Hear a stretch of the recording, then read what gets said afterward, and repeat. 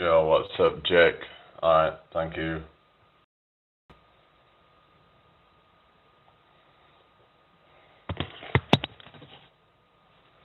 Does anyone suffer from hay fever?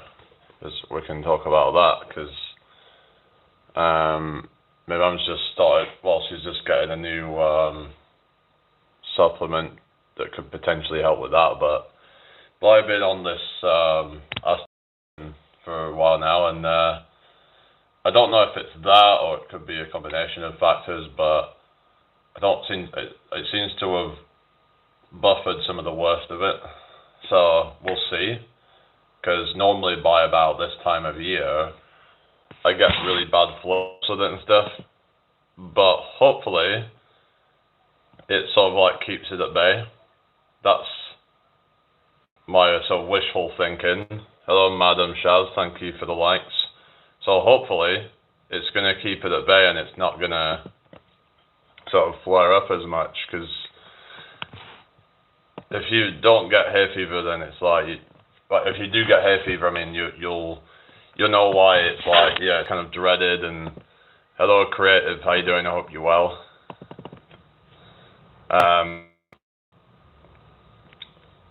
Yeah, hay fever is really like something that can just make you feel drained, make you feel irritated, and just ruin summer basically. But around this sort of time of year is when usually the flare-ups happen, for me at least anyway, once the grass pollen starts, and that's where it really kind of flares up oftentimes. Soccer or basketball, probably basketball then. Anyway, so basically, yeah, hay fever can be a real thick problem. So I've been researching astaxanthin and its potential benefits. So basically what astaxanthin can do, potentially, hello cell Murray, is stabilize mast cells. This can prevent, this is what I believe is prevent some of the histamine release, which means that, are you from Philippines? Are you currently working in Kuwait? Oh yeah, okay. Thank you, Hannah. How are you doing today? So basically, yeah, like, I don't know really, I don't watch football. Anyway, so like I was saying, basically that yeah, this supplement may help with reducing some of the symptoms because of that. Hello, Hebe Barbie. So it could be seen as like a natural antihistamine, but it has a different mechanism to over-the-counter, like antihistamines. Hello, whoever's just joined. How you doing today? I hope you're well. Welcome to the live stream. Smash the like button, everybody. Oh, really, Infiltrator. Oh, Manti, how you doing? Not sure, really. I guess just probably try and drink a lot of fluids and stuff. I'm not too sure, really, but I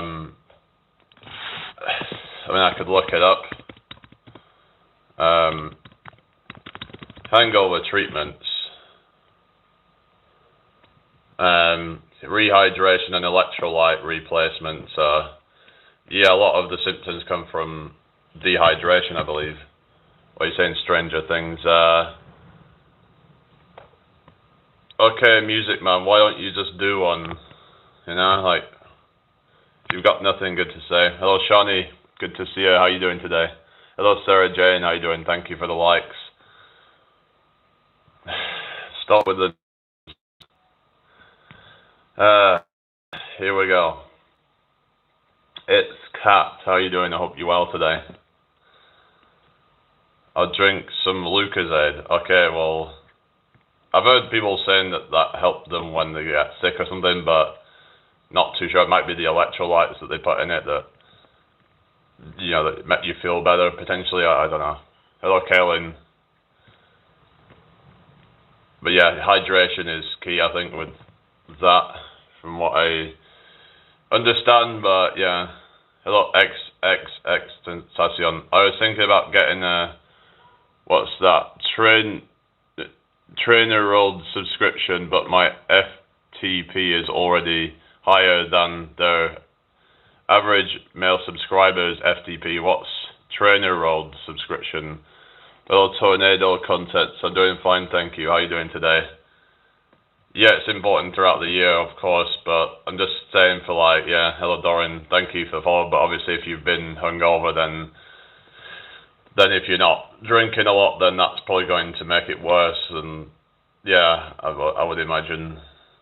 But yeah, of course, yes, hydration, we should be, probably try to minimize alcohol in the first place, but if you feel the need to have it, then at least, oh Sabrina, hello Vex, how you doing today? If you feel the need to have it, then at least, yeah, just try and, just get some fluids in and just, yeah, hello, he makes a personalized cycling training plan for their subscribers. Oh really? Yeah, hello talk beyond. So what you're saying is that you don't really feel the need for that because you already are doing better than most of those people, so, yeah. Hello, INA1, I3. How you doing today? Hello, how you doing? Welcome to the live. It's like having a coach, right? So why do you feel the need to have one? Do you really need to have one, or what, is that going to help you in any way, potentially, or have you got any goals in mind that you're working towards or something, or? Oh really? AD, how you doing AD? I hope you're well. Hello, Lover Ashik. What are you doing? Not much, we're just chatting right now. Just a bit of a random chat, really.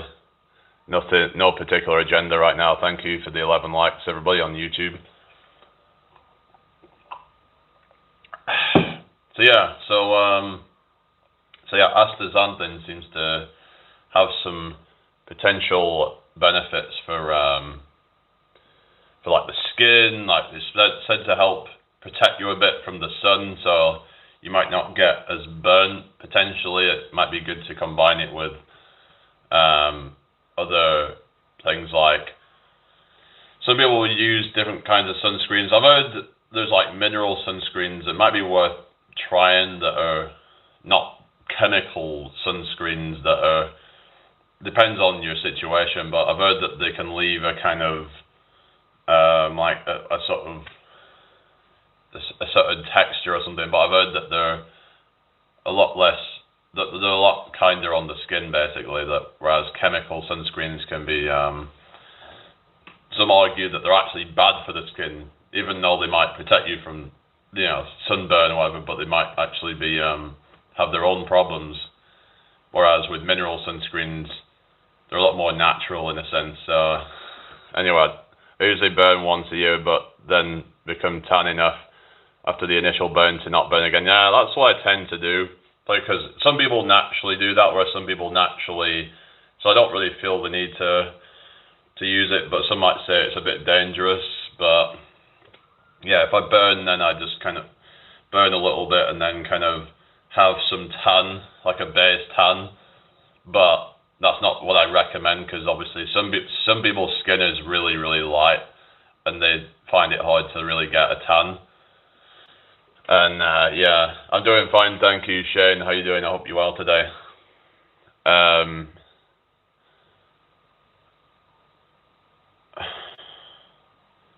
Okay, what's going on there? What's that, Akira? Let's just get rid of that.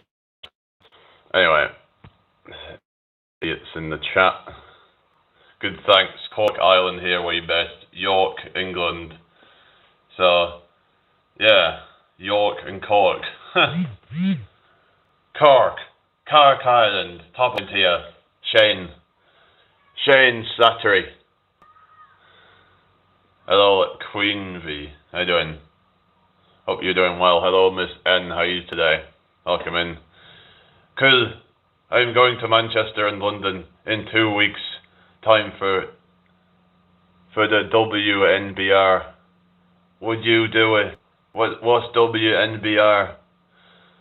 Oh, nice to meet you, Queen V. Hello, Sugar Baby. How you doing?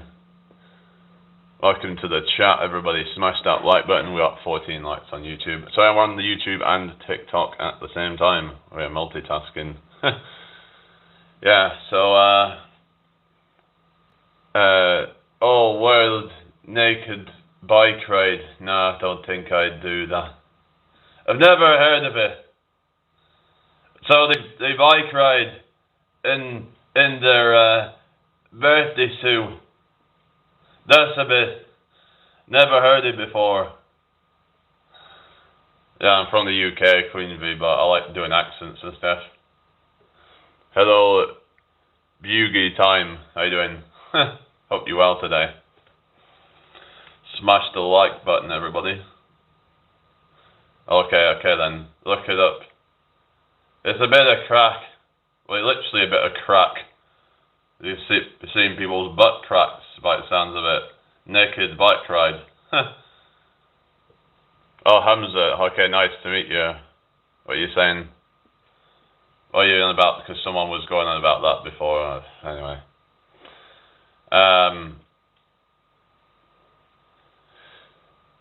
Hello, Lee. How you doing? You alright? 1,200 people did it in London last year. Oh, really? Yeah, no thanks. Hello, Leo. How you doing?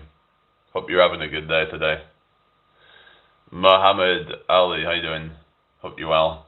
Does the word closet have a different meaning in England than American? Closet? You mean like wardrobe? Isn't that the same as a wardrobe or something? So we call it wardrobe. Hello, Rita. How you doing? Yeah, I'm on YouTube as well. Yeah, wardrobe and closet, basically. Hello, Mums Owen. How's it going? Hope you're all having a good day, people. Thank you for the likes. Peace, Daniels. How you doing? Oh yeah, Arabian. Oh yeah. Yeah, wasn't Aladdin Arabian as well? Yeah. Anyone seen Aladdin? I've seen it a long time ago, but yeah. Mine with the magic carpet. Yeah, closets are often used for coats or clothes. I thought closet meant bathroom in England. Nah. No, it doesn't. We just call it bathroom. Oh, congratulations. No, I'm in the UK. Who is your channel? What do you mean, who is your channel? Don't know what you're talking about. Yeah, Love Life TV07, how you doing? Nos Potato, how you doing? Thank you. Thank you, you're a very tremendous person. You're also wonderful. You're also beautiful. Thank you for being here. You're very, very wonderful. Yeah. So, everybody doing all right then?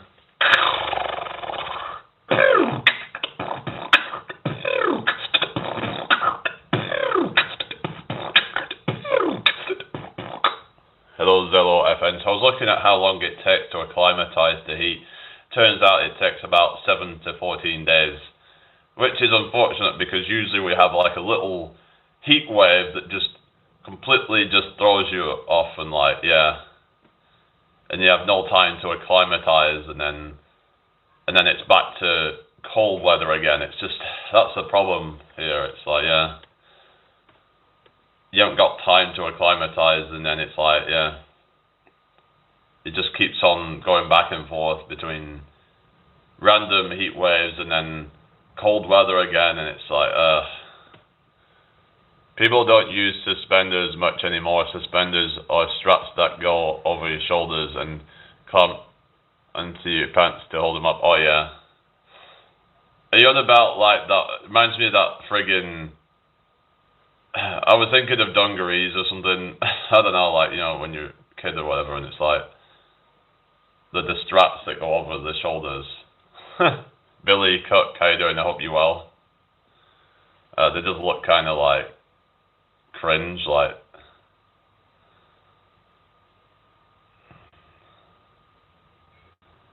Hi, Navik, how you doing? I hope you're well. Billy Cook, hello, how you doing? Hello, Chung Jackie, how you doing? Welcome to the live stream. Hope you're all having a good day. Hi Rob, good to see you. I know I've not been on there for a while, but Jesus Christ, our Lord. What do you mean? That's a bit. Hello Lucy, how you doing? Welcome to the live. Thank you for the likes, everybody. Much appreciated. We're on 23 likes on YouTube, so yeah, smash that like button. Let's see if we can get 100 likes on the live. Oh, thank you. Yeah, I think this astaxanthin stuff seems to be helping my skin. It's not as red as it was. It's a lot less inflamed. So yeah, so if you're finding you're getting a lot of like acne and a lot of redness in your skin, it might be a good idea to look into taking this stuff. Obviously, I'm not saying that it will definitely help, but it apparently can help some people at least anyway, because it's got certain mechanisms that can reduce inflammation. Like I said, it can also potentially help with things like hay fever. It can also apparently help with, in some cases, with eye strain. So if you're looking at blue light a lot, it might be worth looking into because, yeah, hello Karen, especially if someone works in like an office a lot and they're straining their eyes looking at screens all day, then it might be a way to just kind of relieve some of that strain, basically. So, Karen, Jack, thank you, you too. So it's just something worth looking into, I'd say, you know. Anyway, thank you for joining me today. Smash that like button. So how's everybody doing then? Is everybody doing alright? Hope everyone's well. Just just keep smashing that like button. Alright. Just wait for some more to come in. This is my favourite brother. Oh really? PV, why don't you just go away then? Lucy, thank you for the follow. Much appreciated. Why are you even here then, right? I was thinking whether I should get like an Ethernet cable for me. I don't know. Actually, you can't really use that on phone, can you? But yeah, it's just I've noticed like with Wi-Fi, it can be a bit unreliable at times, to say the least, especially in this room. I'm doing fine, thank you, Chris. How you doing? Hello there, Chris. Oh really? Yeah, I know. Like people are so obsessed with like, Arsenal, whatever. It's like I don't care. It's like football. It's just bread and circuses to me. But anyway, is everybody all right? Hello, Story. How's it going? Hope you're well today. Welcome to the stream. Thanks for the 27 likes. So we're here to spread positive messages and to help people to live their best life. That's what we're about. I'd advise replacing LED light bulbs with incandescent ones. LED light bulbs flash. Yeah, I think you were talking about that the other day about LED lights. That incandescent lights are more similar to natural light, which is, yeah. Or some people would just have like a sort of fire or something, maybe like like how they would just have candle light or something, a more natural kind of light.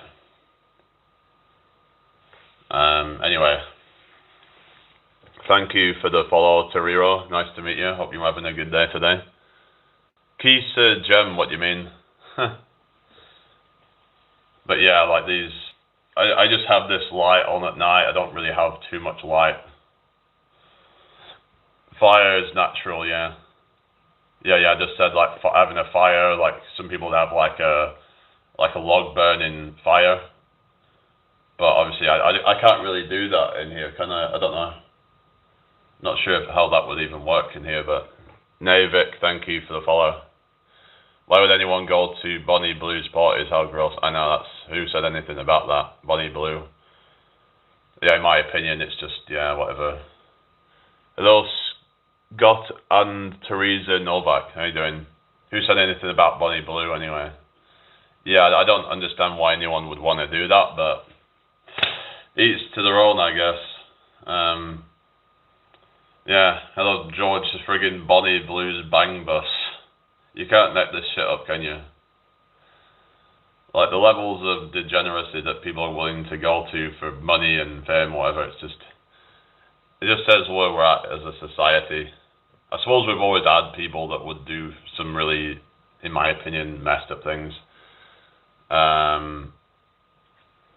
But it's crazy the amount of guys that'll just simp over her. She's just, you know what I mean? I don't even think she even looks that good, to be honest. I mean, in my opinion, she actually looks a lot older than her age. You know what I mean? No, I wouldn't do that. Screw that, you know? I mean, like, she's supposed to be still in her 20s, but yet she looks at least 10, 15 years older than her age. Like, you got all these... She just looks like a fit 40-year-old, basically. That's basically what she looks like. Oh, really? I see. Hello, Christ, TV. I thought you've already subscribed, haven't you? Chung Jackie says me. What's that? Anyway, she looks like a 4 out of 10 to me. Yeah, I just don't understand like why. I mean, yeah, she's, you know, her body, whatever, but like, you know, but she just looks like a typical, just like, you know, she looks like you're a typical like a 40-year-old woman that's maybe like into keeping herself fit or something, which isn't really that, you know, kind of special or anything, is it? Andrew Barrett, how you doing? I hope you're well. Hello, Fighting Irish, how you doing? You alright? Welcome to the live. But when you consider her behaviour, she's a 0 out of 10. Yeah, that's the thing, is that someone's behaviour, how they act, can really actually either make them more attractive or less attractive. It can either make or break you, you know. It's like, thank you for the follow, why you? Well, there's just so many simps out there, aren't there, that'll just... I mean, this is the stuff that's like getting millions of pounds. It's sad. Miss Cena, thank you for the follow. Whereas you got some, for example, you have like an actual artist who is really sort of putting blood, sweat and tears into their work. Or let's say somebody who is saving lives, let's say for that as an example, because that's a more important job, right? Someone who's saving lives, that's you know, working day in, day out, trying to help save people, who are earning a fraction of what she's making. It says where we are as a society when we're... Thank you for the follow, Jesse. We're pedestalizing that kind of stuff over... You could argue in somewhat that the whole 2020 thing was good in that, like, it made people appreciate doctors and nurses more. That's, you know, some would say that's something good to come from all of that. But, you know, because they oftentimes didn't really get much appreciation, right? Even though they're literally helping to save lives and stuff. But to remember you, Finley, don't think so. Andrew, how you doing? Welcome to the stream. Smash the like and subscribe if you haven't already. Thanks for the 33 likes. But it's like, yeah, everything's all just kind of Amelia Casey. I was watching this video now, like, you know, the whole music nowadays and the messages that they're putting out. It's like, that shit should not be getting glorified. Like, you've got all these singers like Sabrina Carpenter and all these... It's just, a lot of the messaging, if you really look at it, is just... It just desensitizes people to things. And then you've got like rap music. That's really bad in my opinion, with a lot of that stuff, with like all the, you know, like promotion of like gang culture, the promotion of hyper materialism, and yeah, it's all just a yeah. Hello, Megan. Yeah, plumbers, mechanics, electricians, paramedics, carpenters deserve to make more money than people who do that crap. Exactly. Yanni, thank you for the follow. Sarita, how you doing? Megan, how you doing? Say my name. Yeah, rant filled, is it? Welcome in. Megan, stop. I'll just get rid of you because you're just a spammer. Hello Naomi, how you doing? I hope you're well today. Thank you for the 37 likes, guys. Okay, nice one. Yeah. I mean, we should be in like a meritocracy. That's what I believe in, right? Hello, the INFJ, right? How you doing? I believe in like a meritocracy where people do well based on their merits and what they're contributing. But like, what are these people actually contributing? You know, I just think that they should not be glorified. A lot of them don't even write their own music either. You know, a lot of them are actually ghostwriters who, you know, they don't even get credit, right? Rantfield, I say thank you. Like they're not even getting credit. So they have these ghostwriters that are doing all the work behind the scenes, and a lot of these singers are even fake anyway. Like it's oftentimes they're using auto tune and all sorts of bullshit. It's all just to be sexualized and all that, you know. That's what we have now. Will, thank you for following. That is, yeah, it's parasites and just fake people. These fake celebrities who, you know, they're probably not even using their real voice in a lot of cases. You know, and sometimes they've even been caught out miming at times even, where they would just have some backing track, and then they would slip up and then expose that they were using a backing track, and they were actually not even singing. Yeah, that was it. Like even back in '80s, like all this pop music, it's been like that for ages, right? Yeah, like you know, with P Diddy and whatever. It's like he was at it from like what 20 years or whatever, like you know, however long ago, right? I would never listen to that kind of music. Like I can't stand it. And then I remember I was arguing about the way pop music is going and how it's just awful. And then someone was saying, "Oh, you're just getting older. It's okay. You're just getting older." It's like, you know, but it's like there clearly is more and more degeneration with the music. Now you could say there's always been, but it seemed to be a little bit more wholesome at least. Like back in say, you know, old school pop or whatever, right? A little bit more wholesome, even if it was still a little bit degenerate, right? I think it was those C-Mac at least somewhat better. The actual lyrics at least were not as sexualized. The music videos were not as sexualized. Everything's just gotten worse. So I don't understand how people can just not see it.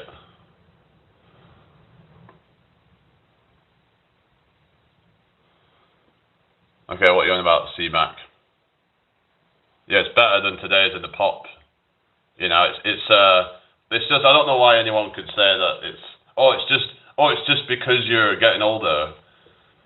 It's like I can listen to music from all eras and stuff, and I appreciate underground music mostly. That's the sort of stuff. Hello, Emily, how you doing?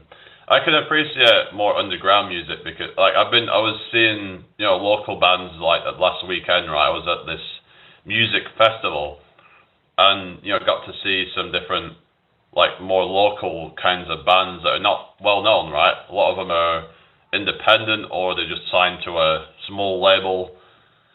That's what I mean. It's just stuff that's not really, that's not like mass. You know, kind of like, I mean, you could say that a lot of those people possibly would sell out if they had the chance to, but at least there seems to be more, you know, it's more genuine and not much is hopeful. Yeah. Can I get a shout? Okay, shout out Rue242. But I mean, it's like stuff that's just mostly going to be like independent or like small label stuff, right? Not the stuff that's Sony record label or whatever, like that Columbia label, whatever. You know, it's like those sorts of musicians that are just they basically have sold out and you know sold their soul. Basically, they are, you know, they are pushing messages. It's like look at say like Billie Eilish, for example, and look at the kind of messages that she's been pushing in her music. Like, wasn't there a song called Zanny or something, which is obviously a reference to a drug, in my opinion. So it's either suffer or get rich by abusing others. That's the thing, isn't it? Where you either step on someone's toes or you get stepped on, basically, is what it sounds like. There's always some kind of sacrifice. And this is the thing, is this whole kind of, you know, like it's a ritual in the elites where they like to sacrifice, and God knows what the hell happens. Like blood rituals and all kinds of... Because remember there was that, what was it called, the, one of these... Was that XXX? No, it might be the other one. There was some other Lil something, whatever it was, with the Nike shoes with a drop of blood or something. It was like really quite disturbing. Hello, Fruit Squad, how you doing? But there seems to be in these elites just some weird shit going on, right? Like, for example, you've got the whole Brian Johnson guy drinking his own son's blood or something. It's like, what the hell? That is some weird stuff. Yeah, I wouldn't listen to Billie Eilish. I don't see any, I don't understand the appeal of it. It just sounds very boring to me, and just, yeah, I just don't get it. But anyway, Jet Wilson, but I'm just even talking about the actual content of it, the actual lyrics, and I haven't had sugar for a week. Oh, that's good.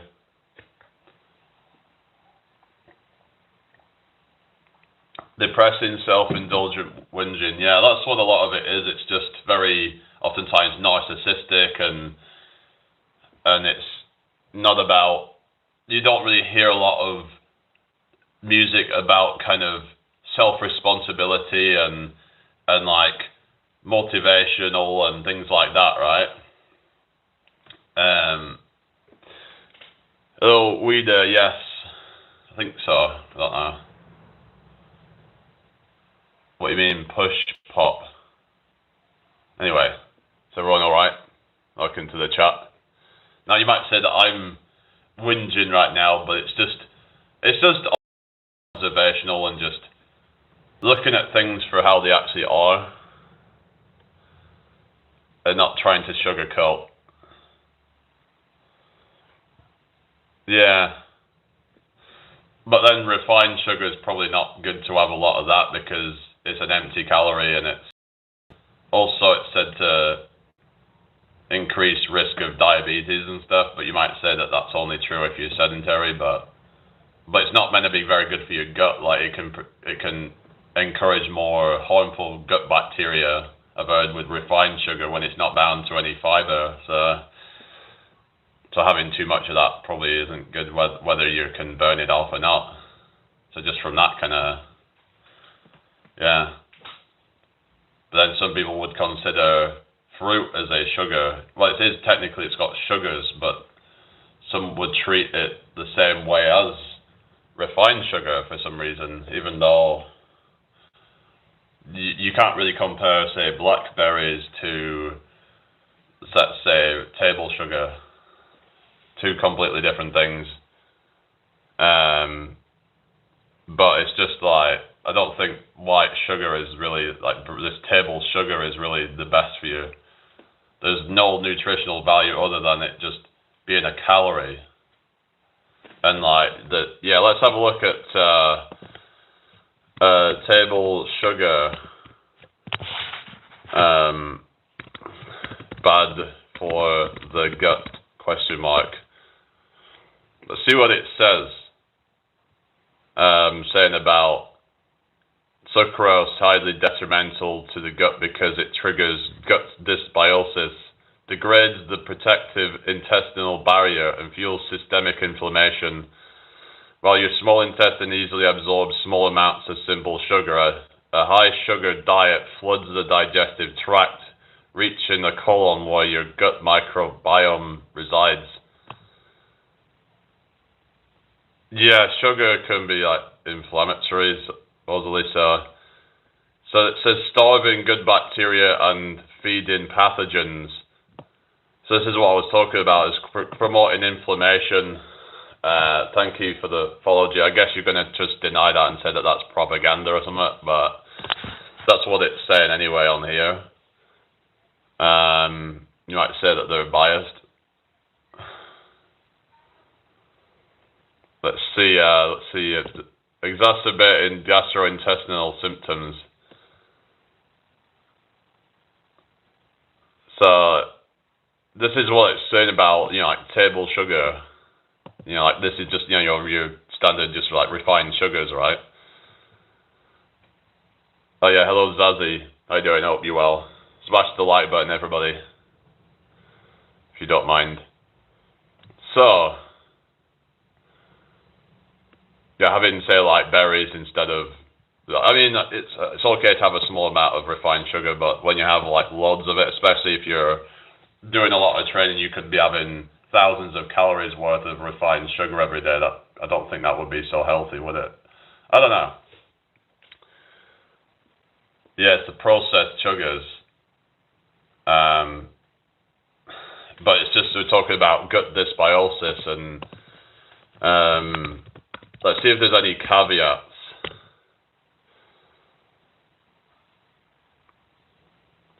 So talking about like whole foods versus added sugars, the threshold effect. So I was talking about that, and high activity and recovery exceptions. Athletic performance. During intense prolonged exercise, your muscles rapidly burn glucose. Consuming simple sugars during a long workout provides immediate energy and is rapidly absorbed in the upper digestive tract, meaning it rarely reaches the colon to cause dysbiosis. So maybe you have a point in that if you're active, then it's not as bad. Acute illness rehydration. When recovering from severe dehydration or stomach bugs, simple sugars are a critical component of. So anyway,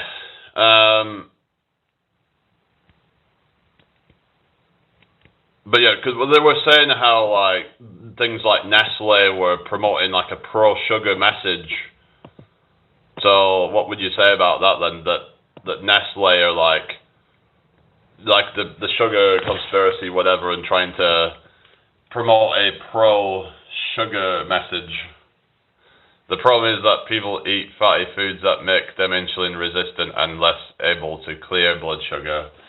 So even about like when they eat, say, like a donut, that donut has a lot of oils and stuff in there as well that make it harder for it to, yeah. You end up with like, well, I've heard that you can end up with, but it depends on, I've heard there's like, is it certain, there's a thing called advanced glycation end products, like sticky proteins and stuff. I'm just going to look into that, called AGEs. Let's just have a look. So, see what it says.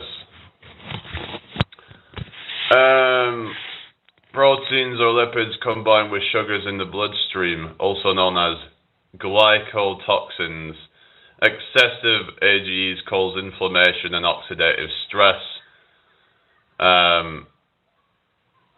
contributing to aging, diabetes, and cardiovascular diseases. So what you're saying is that high fat might contribute to that or something, like more AGEs, you're saying.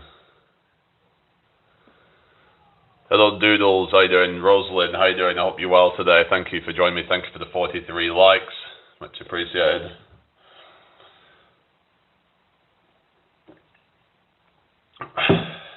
So that basically is like blocks the, does it block sugars from getting into, if it has anything to do with intramyocellular lipids, which is basically like an infiltration of fat into cells or something, which can arguably block glucose. But some say that activity, having high activity, can help with that.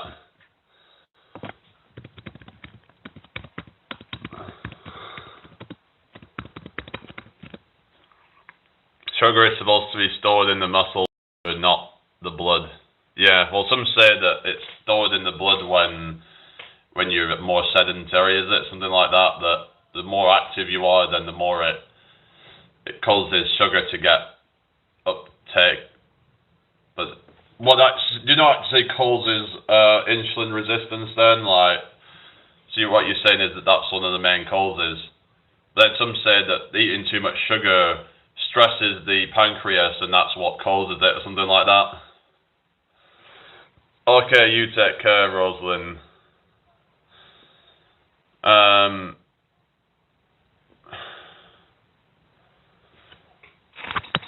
Hello, Slade, how you doing? You alright? Fat stored in the form of microscopic droplets directly inside skeletal muscle cells. They serve a vital role as an immediate energy source during exercise, but their abnormal accumulation due to a high-fat diet or sedentary lifestyle is linked to the development of insulin resistance and type 2 diabetes. Yeah, I'm doing fine, thank you. How you doing? Hope you're doing well. Hello, Kato, how you doing? My life, how you doing? Yes, intramyocellular lipids causes insulin resistance. Fat in the muscle cells impairs the efficacy of insulin. Yeah, which then causes the body to produce more insulin to try and force the glucose into the cells. Yeah, this is what I understand anyway. Jelavi, thank you for the follow. Thank you for thank you, Slade. Thanks for the handout. Yeah, so, yeah, I've not been on here for a while. Thank you for the help me, Slade. Yeah. Yeah, what, you going live today at all? I might check in there, something if you're going live. You're still doing your walks? So it says here how exercise transforms muscle fat. So it says here depletes excess fat. So apparently physical movement triggers the breakdown of intramyocellular lipids, burning them as fuel. Eliminates toxic intermediates. So things like diet, whatever that is, DAGs and ceramides. And then it says creates the athlete's paradox. Regular exercise boosts both the size and number of your mitochondria, the cell's powerhouses. This allows your body to store fat inside the muscle as a healthy, readily available fuel source rather than a toxic metabolic trap. Ooh.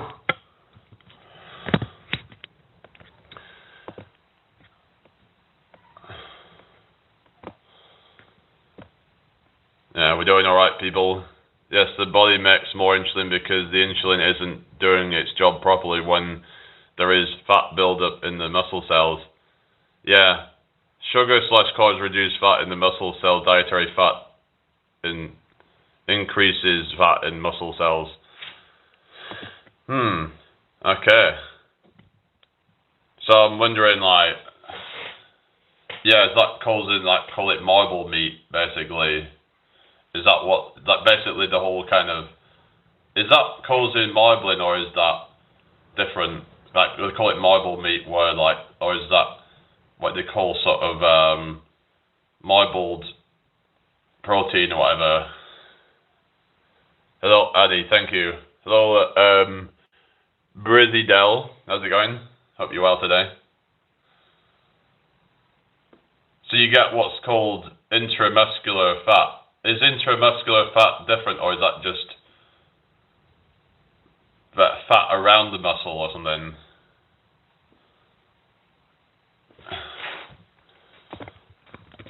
Let's have a look. Oh, hi Rita, how you doing? Same biological concept, but look at two different types of fat. Marbled meat. It's basically, it's a different type of marbling or something, but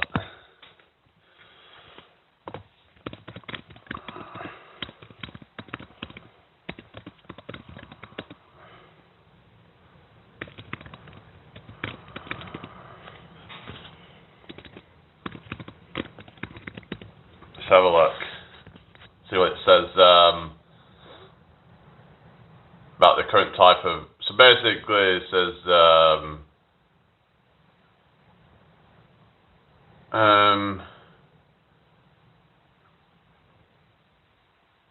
Regular endurance training actually increases microscopic muscle fat. This is a healthy adaptation known as the athlete's paradox. The athlete's body builds up these internal fat droplets to use as an immediate clean fuel for long workouts. So what you're saying is that's a bad thing then or something? Or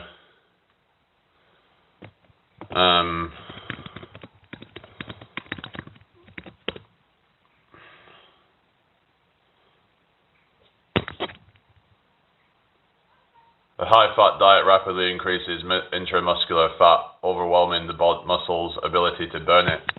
So I'm wondering if that's actually been happening with me potentially. That I'm wondering if I just switch to a very, very high carb diet or something and just kind of I'm not sure what to do really, but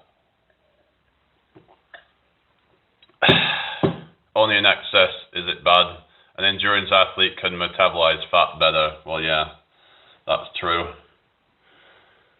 Thank you for the follow, whoever that is. It's just, for me, fat just helps with, like, getting the calories in because there's a lot denser source of calories. So it's just a lot more efficient to get more calories in. Thank you for the lecture reading. Whereas carbs are a lot lower density calorie source. But carbs are important for because with carbs they already have more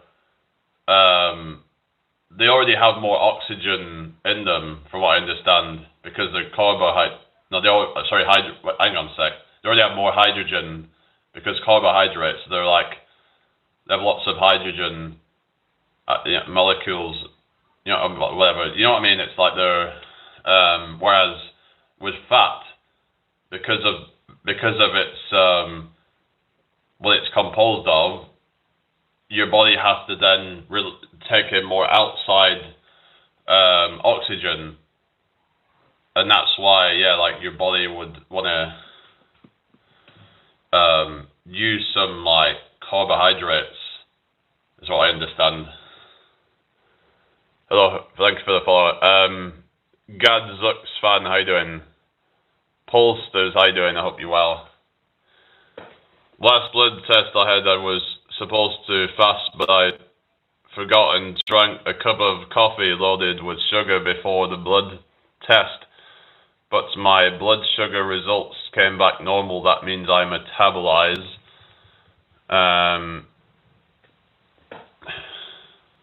Hang on a sec. Thank you for subbing. I'm just wondering if, because if you have too much, let's see, how much tiny droplets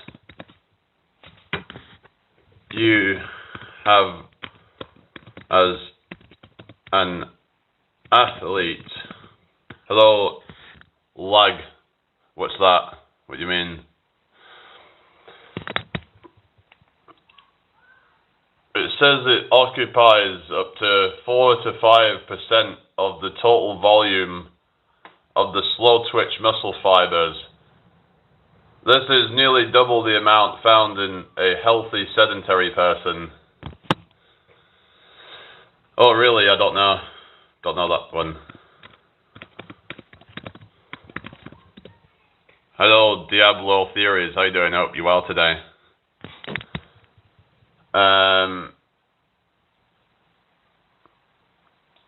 So I'm just wondering,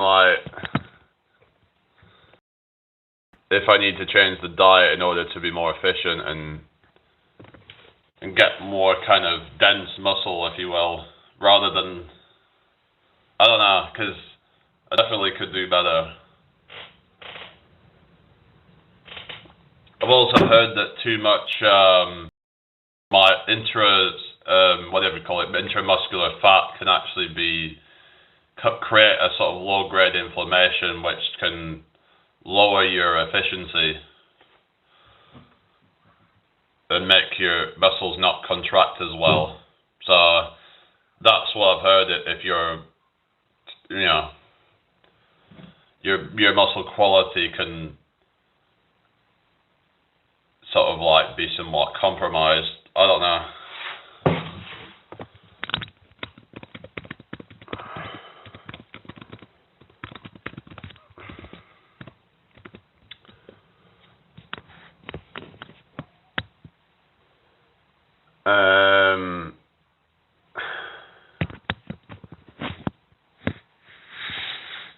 So there's a thing called myesteatosis.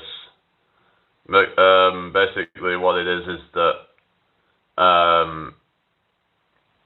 marbling, basically leaving less room for functional contractile muscle.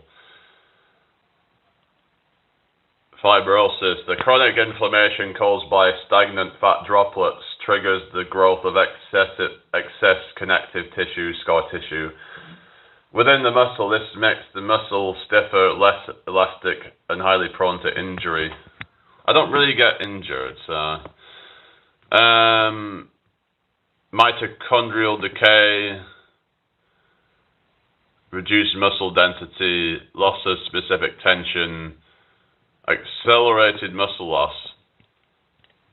Christ Wills, thank you for the follow. Nameless Zen, how you doing? Hello, Coaxi Norway, how you doing? Hello, Rayaz Ahmed, how you doing? How many pounds of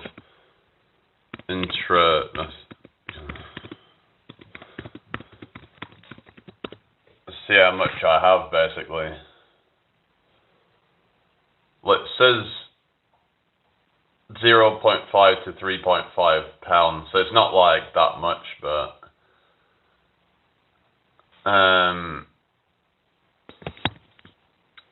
anyway, but yeah, if you've got a higher fat diet, I guess, then you could have more. Hello, Brooksy boy.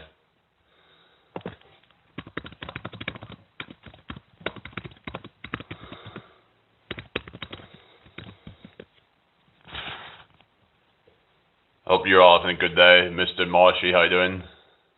Is everybody alright? Smash that like button, everybody. Hello, Adam. Okay, thank you.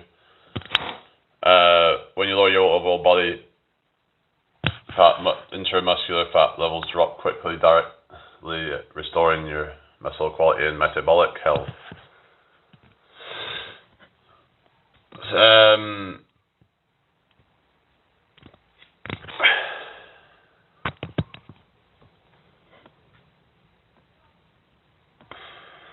Go away.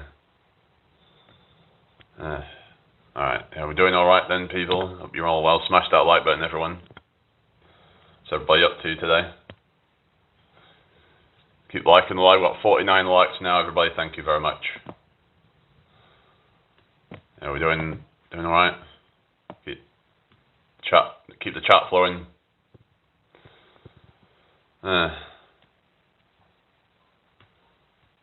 Yeah.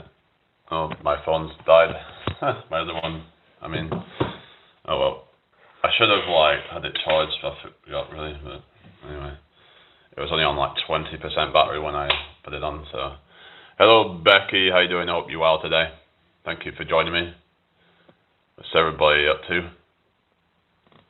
Okay, I'm doing fine, thank you. Yeah, welcome in here. Just looking at, basically, we're talking about how diabetes might actually be caused in a lot of cases by intramyocellular lipids, which arguably a high-fat diet combined with a sedentary lifestyle can be a trigger, rather than it being just about sugar. They want to blame sugar for it, but some people might say that sugar might not actually be the real issue there.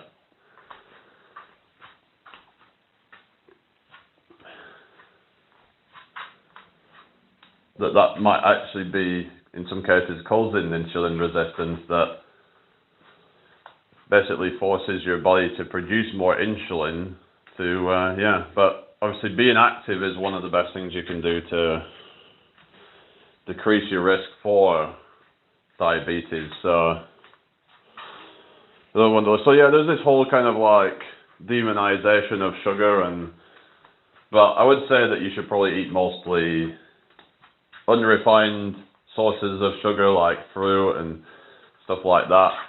You're going to get a lot of benefits from doing that.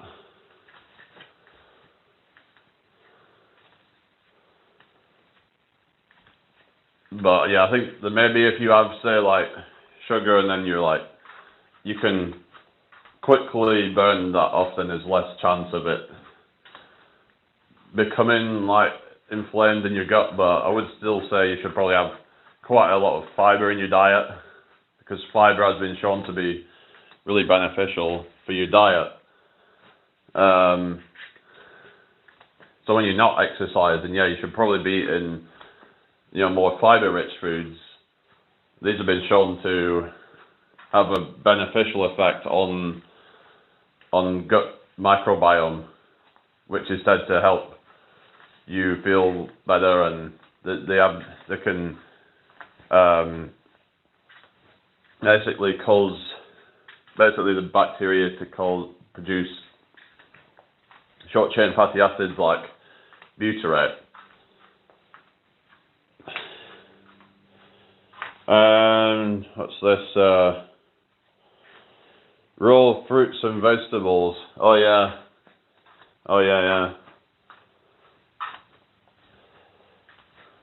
Yeah, but you gotta still make sure you're not like eating a really, really low calorie diet, and you've also got to make sure you're getting enough protein as well, because that can cause muscle wastage if you don't get enough protein. I saw this guy there was this guy called, what was he called? There was this bodybuilder guy who tried to go on some friggin' melon diet or some shit, because he was trying to sort of detox or whatever after steroids or whatever he was trying to do, because he'd fucked his body up so much. Cali Muscle it was called. Just absolute cringe. But yeah, there's all these what else? You had this guy called Eddie Abu, and he was demonizing any form of sugar, whether it's natural or not, saying that fruit is bad, even saying vegetables are bad. Like, what the fuck? But it's all because he can't eat them because he's fucked his body up on steroids.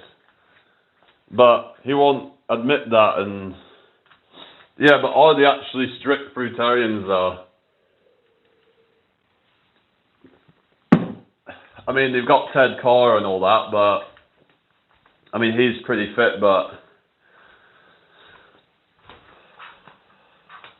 it's are they actually, or are they just sneaking in some other stuff when you don't know it, right? Because they could just be trying to use their body, whatever, to try and sell a certain idea, but then are they actually living by that? You don't know, really.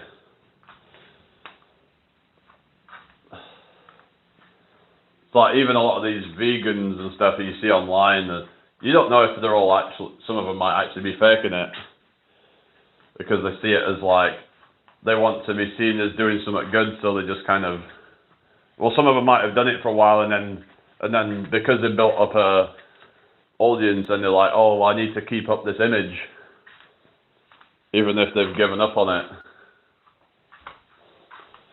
But yeah, anyway, World Cup England team is a monstrosity. Well, I don't really care, to be honest. You need to gain weight, so yeah, Tina. So gaining weight, I would say probably healthy fat sources. Maybe you could eat avocados. I think they're supposed to be good for maybe some olives as well for healthy fat gain. But it depends on what you're trying. Maybe not even for fat gain, just for getting overall calories. But if you're trying to just gain muscle or something like that, it depends on your goals, really. But if you're a woman, you don't want to be too kind of skinny, really, I would say, because that's especially can be bad for hormonal health and stuff. like once you go below a certain body fat, that can start to cause some issues. Hi, honey friends. Mun fan. Manchester United, is that what it is? Stampy, how you doing? Welcome to the live stream. Hope you're having a great day. Fred, how you doing? What are you on about? Whatever. There we go.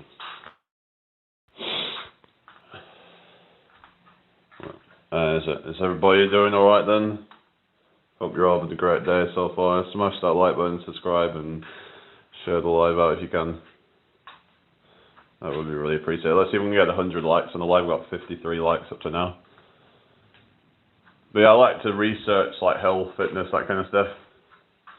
But yeah, there's a lot of misinformation out there, isn't there, on health and what have you, and it's like, it's not as black and white as people make it out to be, where people say, oh, sugar's bad. But it depends on what context and what have you, so.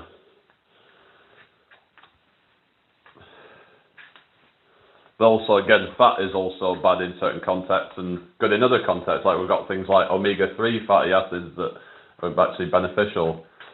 But then you've also got like things like sat fats and trans fats that are arguably, well, I'd say trans fats are the worst ones, in my opinion.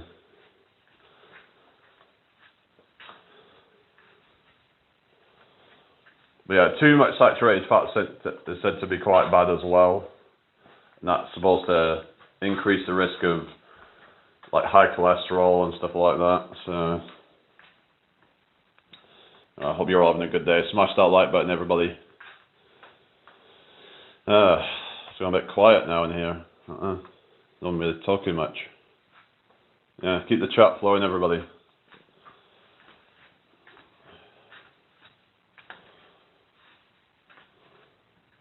Is everybody doing okay? Alright. Just wait a minute, see who joins in. All whole foods have, even bananas, dates and rice have some fat. I've never heard of anyone with a fat deficiency. Yeah, I suppose, unless it's like unnatural, yeah, it's like unnatural foods don't have fat, like table sugar, but yeah. But yeah, they'll have a slight amount of fat in them. In fact, durians are actually quite fatty, I remember. Probably one of the most fattiest fruits out there, but I've also heard that they smell rank, and the taste is also a bit controversial as well. So yeah, I'm a bit kind of scared to try it really. But some people say it tastes like creme brulee or something.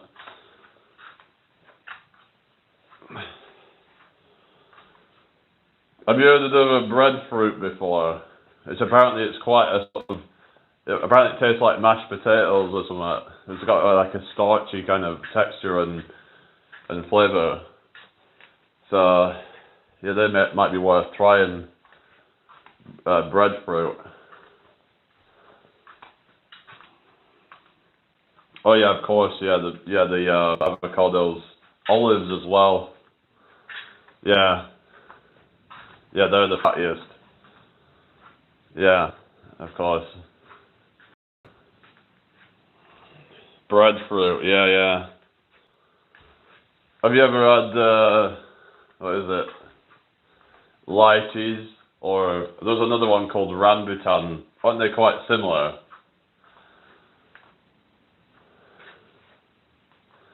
I'd like to try some of these more. I mean, I've had lychee flavoured drink before, but I've never had the actual fruit.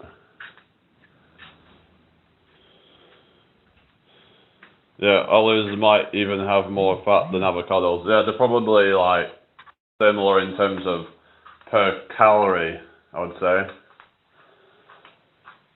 Yeah, they're like, I think avocados have a bit more calories in them, but like olives might, I think that, yeah, you'd have to look at, but they are both very, the thing with olives is that there's a lot of salt in them because they have to they use it in the brine.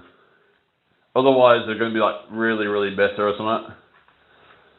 So, but if again with the salt thing, it's like the amount of salt that you take in depends on like your activity levels and stuff. Because if you are active, then you're going to be sweating a lot, so you actually probably want some salts in your body, right?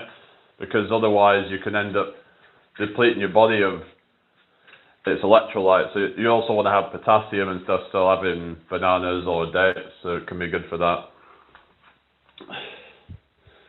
Son of Bit C, how you doing? I hope you're well. Or just have electrolyte drink or something, but yeah.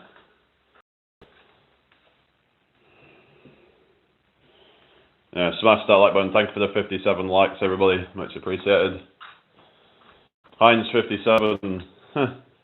Robert Spires, how you doing? Oh yeah, Zaid. How you doing, Zaid? Welcome in. Hope you're having a good day today. Thank you for joining me. Smash that like button, everybody.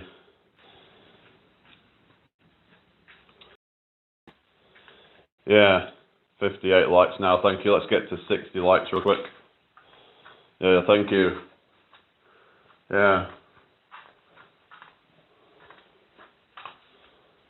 Have you heard of like a thing called quercetin, Clyde? My mum's just ordered some. I think it's got quercetin and bromelain, because apparently the bromelain helps with the helps to boost the effectiveness of quercetin. So yeah, so quercetin I think is naturally found in like onions and stuff like that, but it's supposed to have some like antioxidant benefits and stuff like that, and because she's got this like hay fever and stuff, and I get hay fever as well, but I've been on astaxanthin, which seems to possibly be helping me a bit. But some might say it's just because the levels haven't rose as quickly as last year, but still not had any severe outbreaks of it, so we'll just have to wait and see really. But normally by about this time, end of May, usually I've already had some nasty breakouts of it, so we'll see.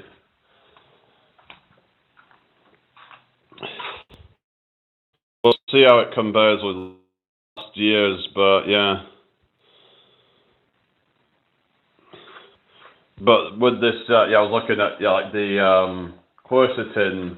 Supposedly there might be some benefit to that as well, similar kind of mechanism of stabilizing mast cells. But also with bromelain, it's supposed to help with bromelain's supposed to help with thinning mucus and stuff. So it helps you to not be so congested, possibly. So that could be good for that. So they like, there's capsules where you can get them like together, and they're quite cheap, I think, or inexpensive. I noticed that people use the word inexpensive instead of cheap. I guess it's because cheap, people have certain kind of connotation where it's like, something's called cheap, it's low quality or something. Not necessarily. Sometimes things that can be like very inexpensive and give you some really good benefits. Some of the best things are for free, you know. Some of the best things in life are free. Like going for a walk in nature or something like that, right? So just because something's inexpensive doesn't mean it's low quality or something.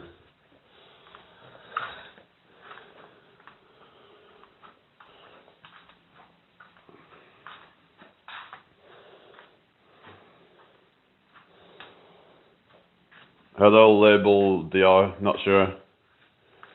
Not too bad, thank you, Charles. How you doing? Hope you're having a good day today. Smash that like button, everybody. Let's get 60 likes real quick. From yesterday. Oh, was you here yesterday? Oh, really? Alright, well, welcome back then. So everybody doing alright then? Smash that like button, everybody.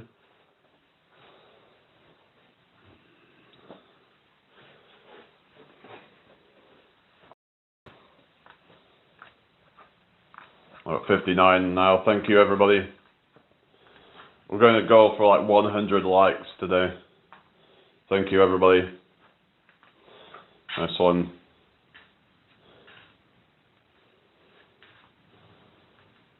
Yeah. I've got 60 likes now. Thank you, everybody. Let's get it to 100. So if anyone wants to support the channel, I do have PayPal and Buy Me a Coffee on my page. So if you want to check that out, that's entirely up to you.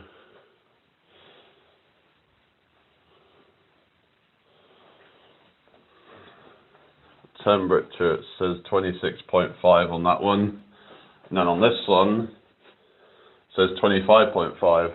So it's warmer in my bedroom than it is in the other one. Yeah. Yeah, thank you, Label DR. Nice one. Yeah, I don't know why it's so warm in here today, but I think it seems to have like acclimatized a bit, even though it's been quite warm in this room today. Not feeling as I was feeling a bit groggy the first few days when it was quite hot. But yeah, it's just your body acclimatizes. Your body learns to sweat more at like a lower temperature.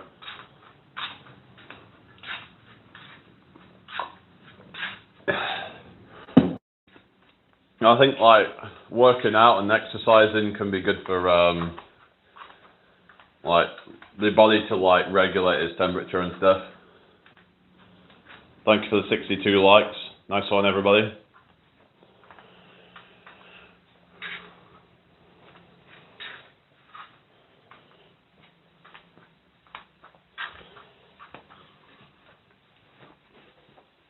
Everybody doing okay? Smash that like button, everybody. Who's in the live? Got 11 people watching. Say hello if you're there.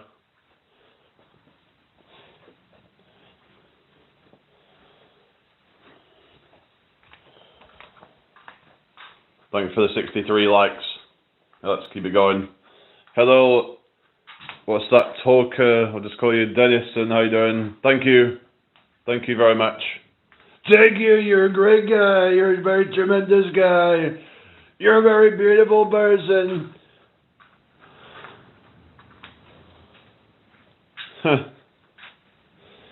Yeah. You're also wonderful.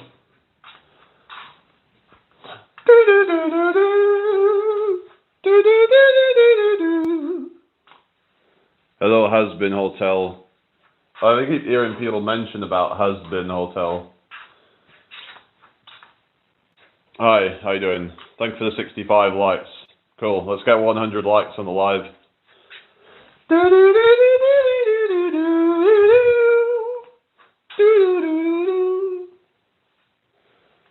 I'm leaving for a group bicycle ride in about 20 minutes. Oh, really? How far are you going? Hello, Decent Edits. Oh, thank you. Thank you for the like. You're wonderful. You're so tremendous. Ah!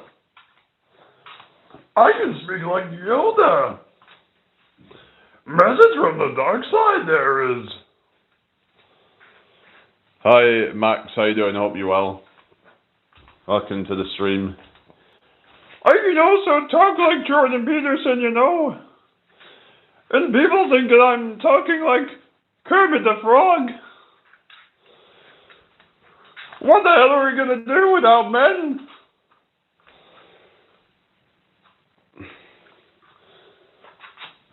Thanks for the 66 likes. We're one away from that dreaded number. Oh, goodness. Got 14 in the house. Welcome in, everybody. Hope you're well. Stop pretending like that. I can pretend like I want. Nobody's going to tell me that I can't. Reminds me of that song Foo Fighters, The Pretender. Yeah. I can speak. Hang on. David Attenborough. Out here in the Amazon rainforest is home to one of Earth's most mysterious creatures.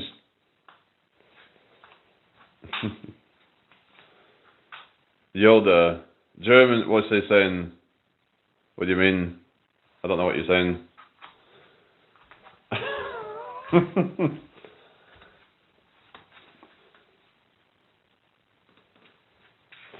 Hi Zara, how you doing? Oh really? Oh, is that right? The tallest building in the world is the Burj Khalifa in Dubai. Yes, I know. Yes, it's a very, very tall building. It's very, very tall. Nearly as tall as I am. I'm a very tall guy. The Burj Khalifa's like looks up to me because I'm taller than the Burj Khalifa.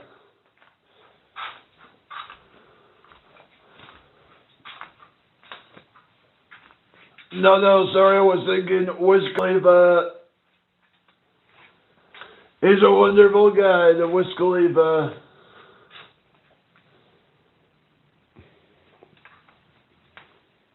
Where am I from, Khadija? I'm from the UK. Where are you from? Nice to meet you all. Yeah, smash that like button, everybody. Thank you. Let's get 100 likes on the live.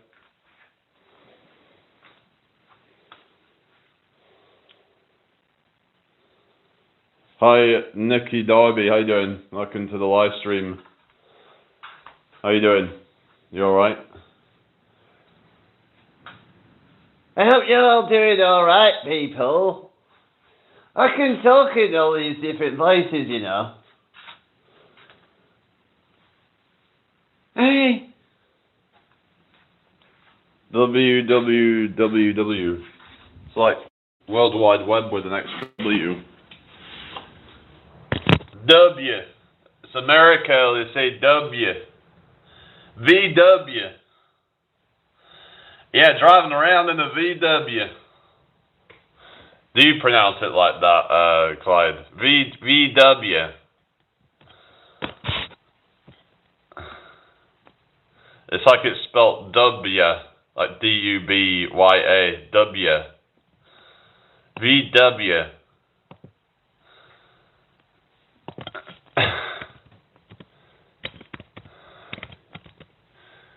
YouTube used to allow videos. Oh yeah, okay.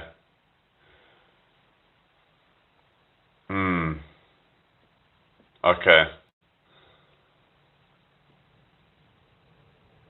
I pronounced it W. Oh really? So what is that? More of like the South that do that? Southern states. Where would you say the South starts, in your opinion? Is that like the Mason-Dixon line or something? Because some say that that's where, like culturally, like the South starts around the Mason-Dixon line, where you've got the like once you start getting into about sort of Maryland or something, which I would consider Maryland as north, but I don't know. What would you say? Well, some might say it's mid-Atlantic. Well, I wouldn't really say it's south anyway, but hello, Mystic Pizza, how you doing?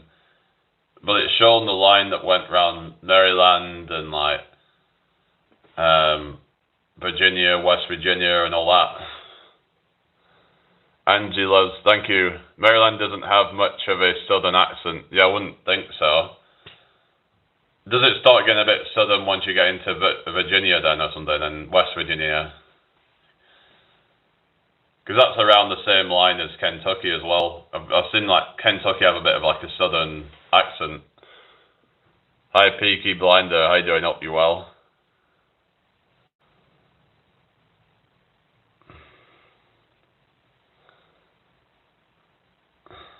West Virginia, oh yeah. Yeah, that's do they have accents then there? Virginia doesn't have that much of a southern accent, but it somewhat does. So it's kind of like a sort of mix between like a southern accent and like a kind of what other accent, just like a normal American accent or something. What's Maryland? Is that just more like a kind of standard American accent, or do they have a different accent? And then if you go a bit further up, but then you've got where you are, and then it's kind of becomes almost like that kind of what they call like the tri-state area. We've got New York, New Jersey, and Connecticut. where they all have that kind of New York. Hello, custom builds. Hello, random Prince Short. How you doing? The northeast accent, right? So it's a mixture between southern and like the kind of New York accent. New York City has different accents. Well, yeah, because like in this country you've got like say you can have a different accent in like within a city, like say Manchester, for example. They'll have like 3 or 4 different accents probably. I remember like going 2 miles down the road, the accent literally changed. It's crazy. Yeah, Brooklyn. Yeah, to be honest, they all sound a bit similar to me, but I guess because you're from near there, so you kind of notice it a bit more. Because people might say, oh, you're from Manchester. It's like, no, I'm not. But if they were from here, they would notice the differences. They would notice the difference between my accent and, say, a Manchester accent or a Yorkshire accent or whatever, right? Because they're like, yeah, they're more familiar with the different nuances. Whereas if you're from, so like America, because it's so different from that accent, they all just kind of sound similar.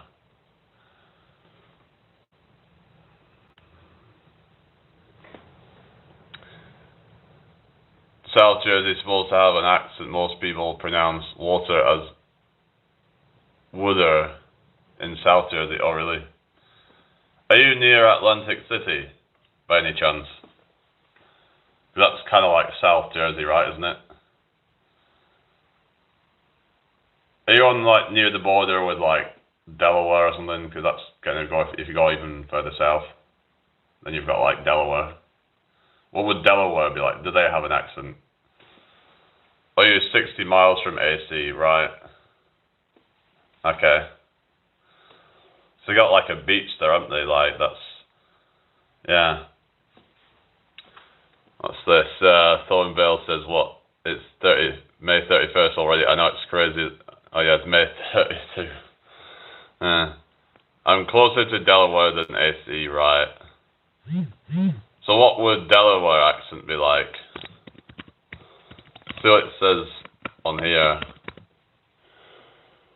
A unique mid-Atlantic blend. Northern Delaware is heavily influenced by the Philadelphia and South Jersey dialects, while Southern Delaware takes on slower, more rural Delmarva or Southern-leaning drawl. Overall, it's often described as a mild newscaster-style accent. Hello, Shibes. How you doing? I hope you're well. Hello, Brinley. I'm from the UK. Where are you from? I don't think Delaware has much of an accent compared to South Jersey. Oh, really? So that's where it starts to get a bit more like northern or whatever, but it says here about, it says water, so I guess that's similar to calling it water instead of water. That's to say Northern Delaware, so Northern Delaware would be similar to your accent, I guess. Hi, Inaya, how you doing? Hope you're well.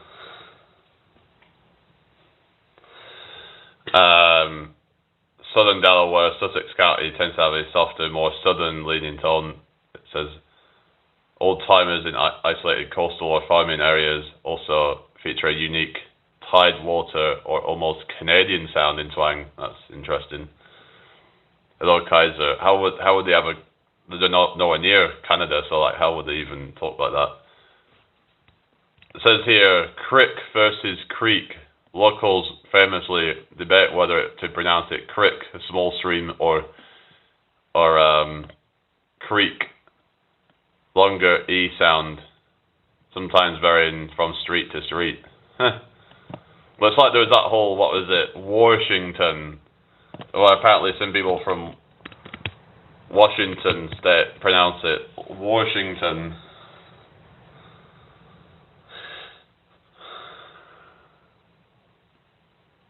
Hi, KC Petrie, how you doing? Label DR, you alright? Welcome to the chat. Smash that like button, everybody. That would be really appreciated. Got 73 likes on the live, thank you. Smash that, keep smashing that like. We're up 74 likes now. Let's get 100 likes on here. What's your name?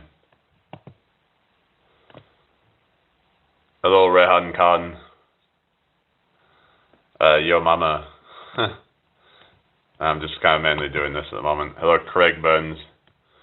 Just talking about the different local accents and things like in America and how they talk differently depending on, yeah, because a lot of people say like how Britain has a lot of varied accents, but I think also America can as well. It's just that we don't oftentimes notice it because we're from here. Oh yeah, take care for your bike ride and stuff. I'm from the UK. Where are you from? Nice to meet you all. Thanks for the 75 likes. Oh, you're Manx/Scouser. Which one's that then? You're either one or the other, right? Are you from Greece? Alright. Okay. India, Mumbai, never visited, no. Maybe one day. So, yeah. We're doing alright then, people. Smash that like button, everybody. Yeah, because Manx and Scousers are a bit different, right?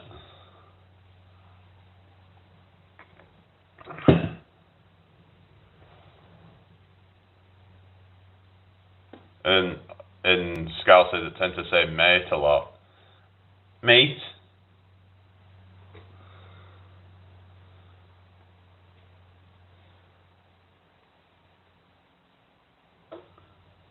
Esmeru. No, I'm from the UK. Thanks for the 77 likes. Much appreciated. Keep smashing that like button, everybody.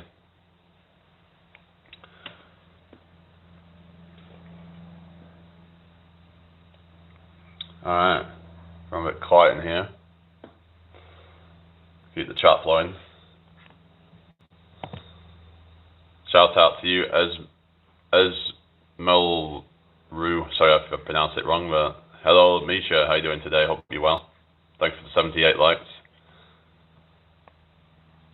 Nah, there's not much to see in here. Hello, Pangle. How you doing? I hope you're well. Thanks for the 79 likes. Misha, how you doing? Alright? Where's everybody from?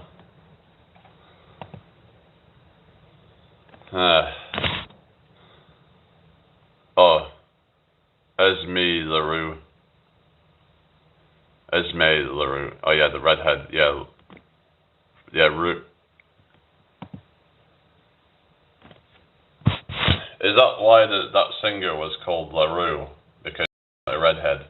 That makes sense. Yeah, because I remember there was a singer called LaRue. I heard them play one of her songs in the shop the other day. You know that song she did called Bulletproof? Yeah. I remember she was like big back in the 2000s for a little while, and then she kind of just seemed to fade out, but that's what happens with a lot of these people. They release a couple of hits and then it's like, that's it. Oh no, not Danny LaRue, I'm talking about LaRue. Spelled L-A and then O-U-X. Hello, Larry Cauldron, how you doing? What's that? Oh, thank you. So, no, sorry. K.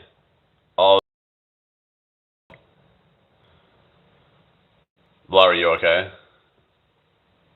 QWERTY. Yeah, it's the QWERTY keyboard or something.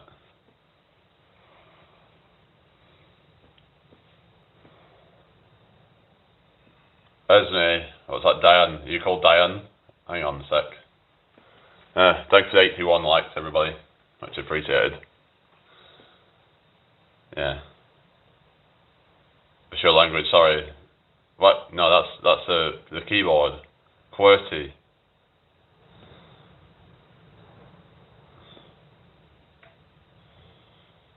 QWERTY keyboard. Oh goodness.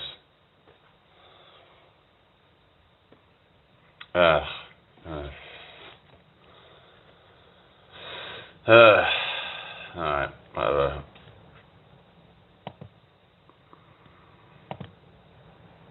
No, I'm not married, no. No. Huh? Let's go.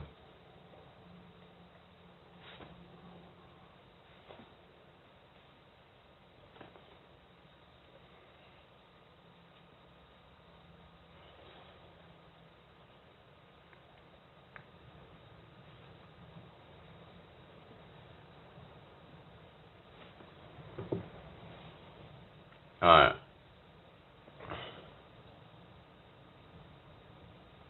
Oh, what you're saying? Is this a new victory for you? What do you mean? Hello, Danny.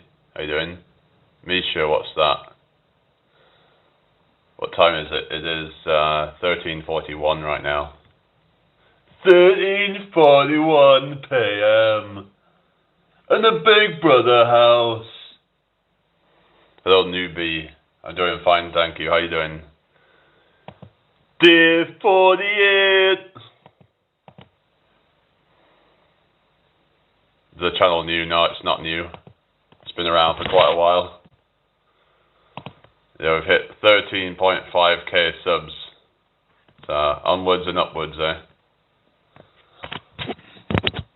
I come on pretty much every day now, and we're just going to keep going with it. Oh, Yasmina. Okay, nice to meet you, Yasmina. In India, it's 1611.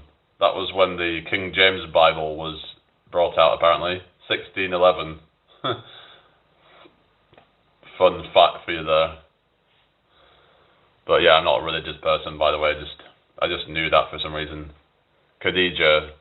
Sometimes I'll know a lot of dates of things like Titanic 1912, things like that, you know, like just I know some random facts.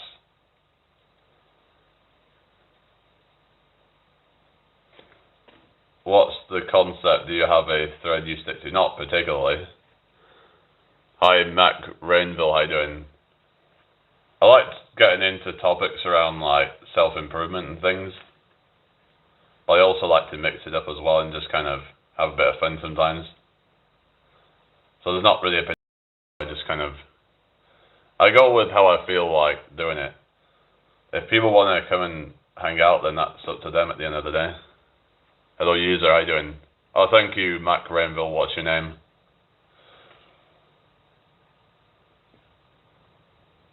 Laggy, oh no. No, I'm not doing room tours now. Okay. Is it lagging for anybody else? If so, I'm going to have to refresh it or something. Okay. Okay, so, who do you rate as a self-help guru? I don't really look up to any gurus myself. I just take bits from I've took bits from different people, but then it's like you have to then start to kind of just look inwards and just kind of like just do what you need to do and kind of go through your own experiences and then you've got things you can share and stuff like that.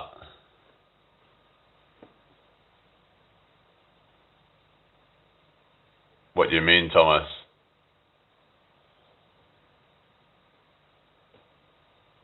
What are you on about?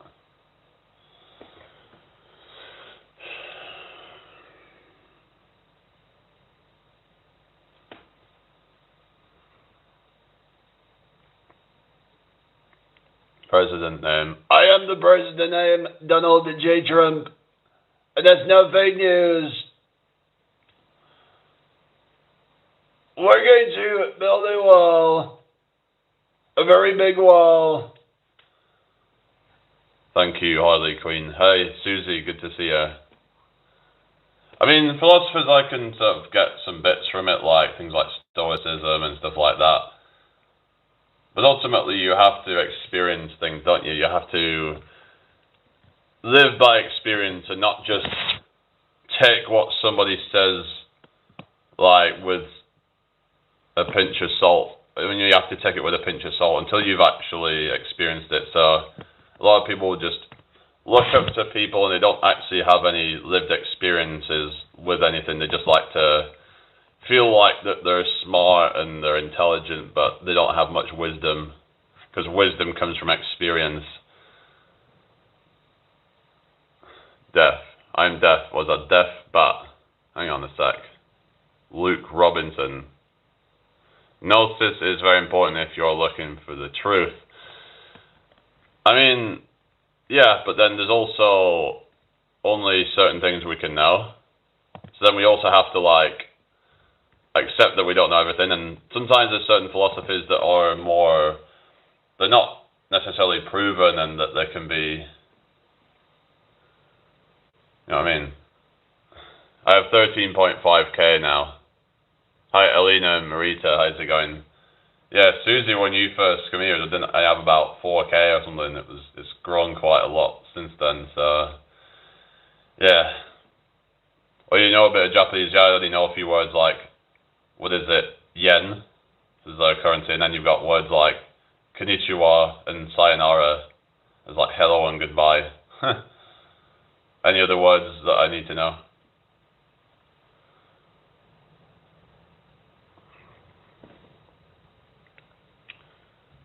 Where does an idea come from if experience is the key?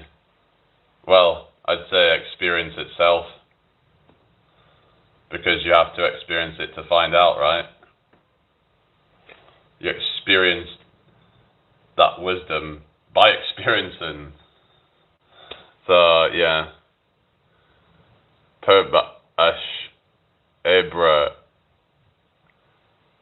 Ibrahima. Sorry if I pronounced that wrong, but welcome in. Thank you for the 84 likes. Is that you're trying to find a gotcha moment? Is that what you're trying to do? How could a new idea come from experience? What do you mean? That's basically what... Well, where did the first idea come from then?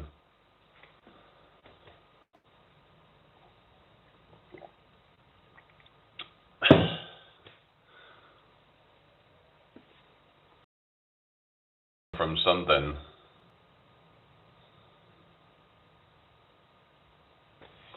But what was the first idea and how did that come about?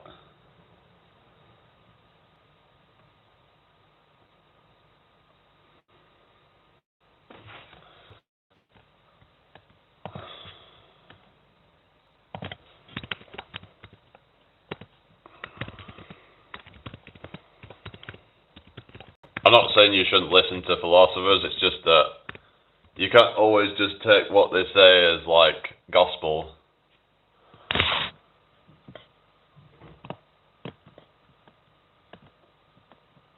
So it says here, true ideas and original concepts stem from experience. Grounding your thoughts in both lived and learned experiences help build connections that lead to genuine innovation. Oh, welcome, Yurik. Hello, Leung. Empiricism. Philosophers like John Locke viewed the mind as a blank state where knowledge and ideas come directly from sensation and reflection. The creative process. Truly original thoughts are rarely pulled out of thin air. They are born from daily observations, memory, and pattern recognition. Networked innovation. Stephen Johnson's research highlights how the environment and the intersection of diverse experiences create liquid networks where good ideas collide and develop. So, yeah. I'm doing edit what Koi, and I'm not interested.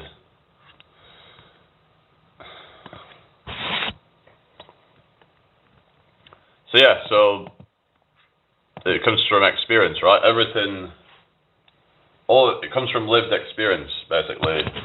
All your memories, everything that you think has a reference point of experience in your life.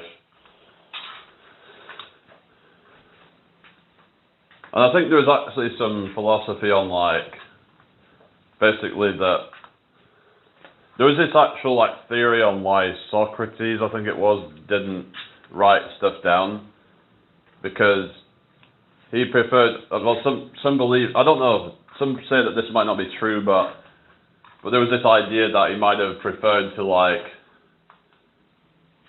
not do that, because writing can be the problem with, like, when you sort of like look at a book that it cannot challenge, you cannot challenge it. You cannot. It also cannot defend itself. Whereas if you talk to someone who's got a lived experience of something, and then you can, some wisdom that they've found, then you can challenge it. You can ask it, well, what made you come to that conclusion, and then they can talk about their own experiences. But with a book, it could, depending on who's written it, they might not have gone really thorough with it. They might have left stuff out, and it's, you know what I mean? Whereas when you're in real time with somebody and you can really sort of pick somebody's brains,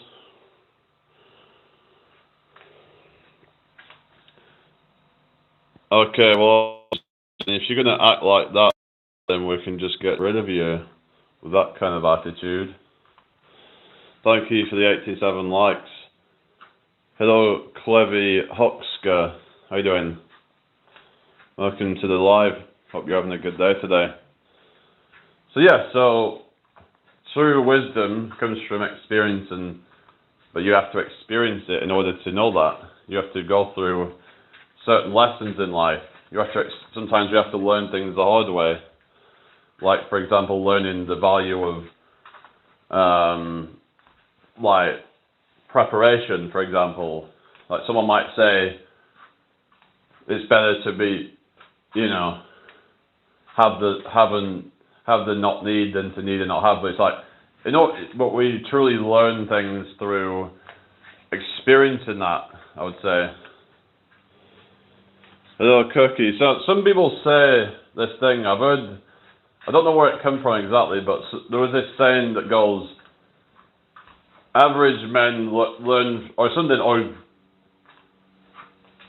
like that, learn from their mistakes, and great men learn from the mistakes of others. But I kind of take problem with that, because sometimes maybe we do have to make those mistakes in order to truly learn, because by learning, it just something that really kind of, it's a different kind of knowledge. It's like a wisdom that you cannot get from learning from others. I mean, I don't necessarily think you should go through the whole, let's say, for example, you learn from, say, like a breakup. Now, I'm not saying you should go through a really heartbreaking breakup or something like that, but if you've actually, like, experienced at least a little bit of what it feels like to, if you maybe was with someone for a little bit and then it didn't work out, and then you kind of learn from that, but you learned why you went wrong and stuff like that. Whereas if somebody just said, oh, you just learn from the mistakes of others, but then did you really learn it though? You've just kind of parroted what someone else has taught you, and just kind of, and then you start preaching that to other people, but actually living through certain experiences will teach you a much more valuable lesson than second-hand knowledge. Yeah, it's learning first-hand when you learn from your own mistakes. That's what I mean. It's first-hand knowledge versus second-hand knowledge, which is, I'd say it's more powerful than second-hand.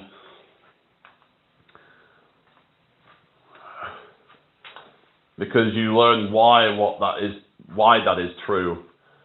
Whereas you can hear someone be like, oh yeah, oh yeah, I understand, yeah, whatever. Yeah, but it's like, but when you actually live it, you're like, oh shit, that's why. It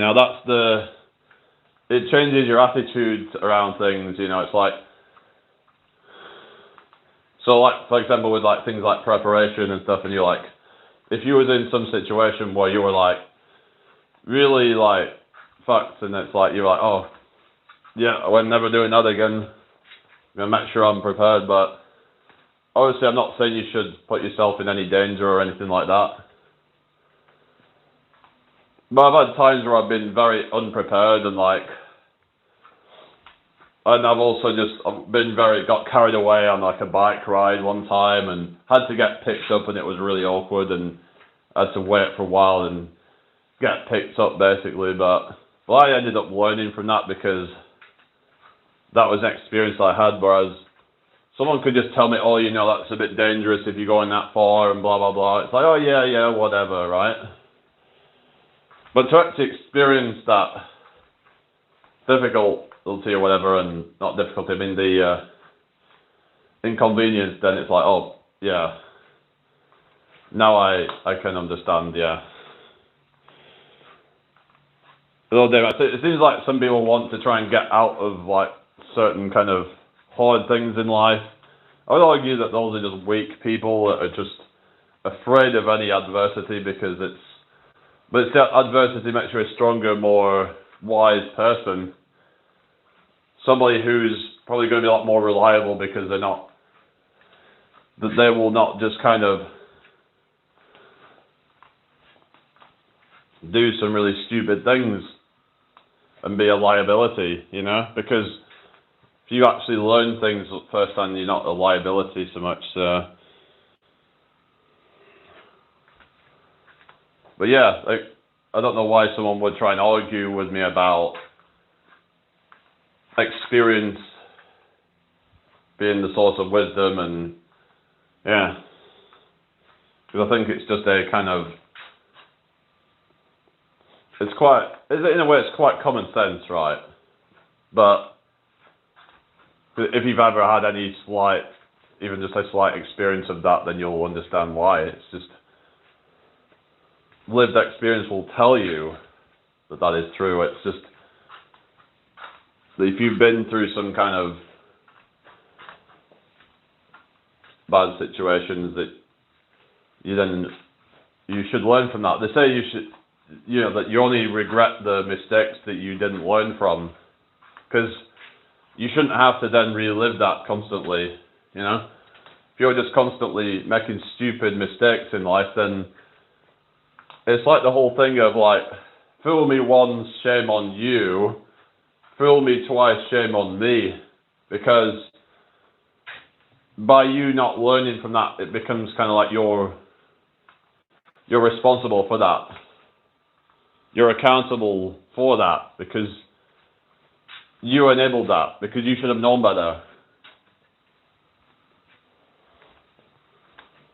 Like, for example, right, let's say somebody just keeps on in these low boundaries and stuff, and let's say they keep getting used and abused, right? At a certain point, you have to take some responsibility for that and be like, okay, well, I fucked up, and I need to, make better choices next time.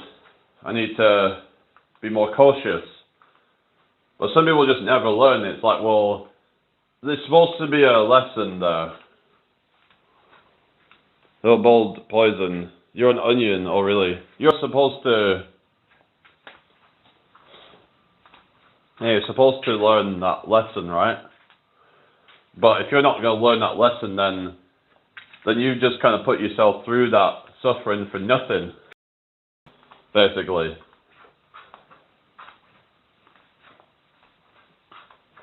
A lot of people just end up they're their own worst enemy, basically. They keep putting themselves in toxic situations that they didn't need to be in, because maybe it was impulses or something. But you'd think that a bad situation, a bad breakup, whatever it might be, might encourage them to just reflect on that and learn from it. But some people just, for some reason, I don't know if it's just low IQ or whatever, low emotional intelligence, I don't know what it is, but some people just don't seem to have that.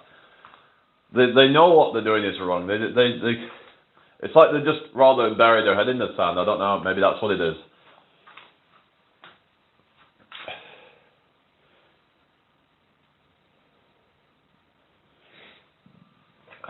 There's talking about like wisdom and learning from mistakes. I suppose in some cases, a lot of people, they need to humble themselves as well. Like, they need to be able to say, you know, I messed up.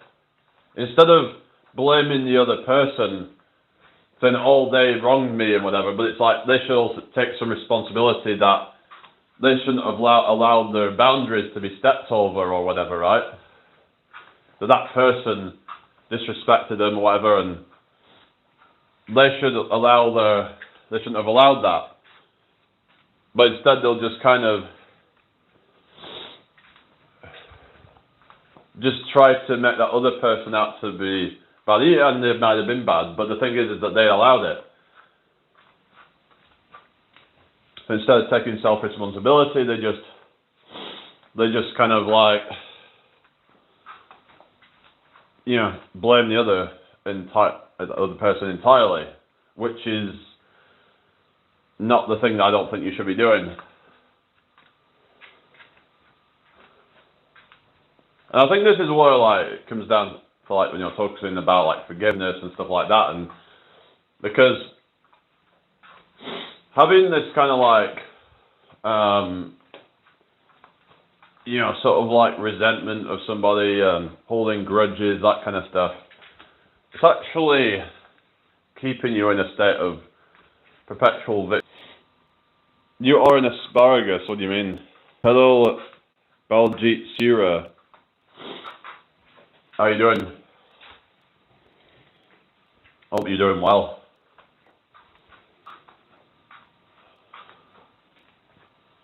Let's get 100 likes on here. We've got 93 likes, so thank you everybody.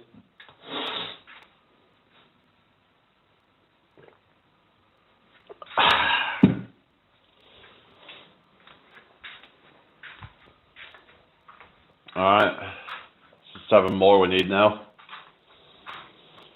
Just gone 2 p.m.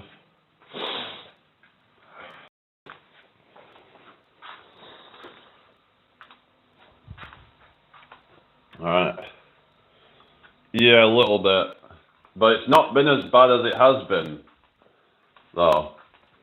Hoping that this medication might, well not medication, this supplement thing might be helping a little bit. Because normally by about this time, I'd be getting loads of flare-ups, I'd be constantly sneezing and like, yeah. So hopefully it's took the worst of it off, at least anyway. But they have said that this season's not been as bad, but I'm hoping that part of the reason why the symptoms haven't been as bad is because of this new supplement. So hoping that it's not going to get much worse. But we'll see what happens really, because by now, usually, I've had loads of flare-ups by now. So fingers crossed this is about as much as I'm going to get, but yeah, it just seems to come and go like a bit. I get little flare-ups and then kind of, yeah, anyway.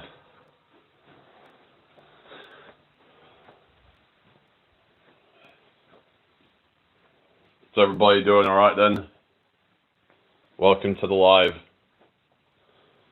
But my mum's been quite bad with it. She's been ill with it. Like she said, it's just been draining her, and she's also got a throat infection apparently. But she's ordered this quercetin and bromelain, which is supposed to act like a natural.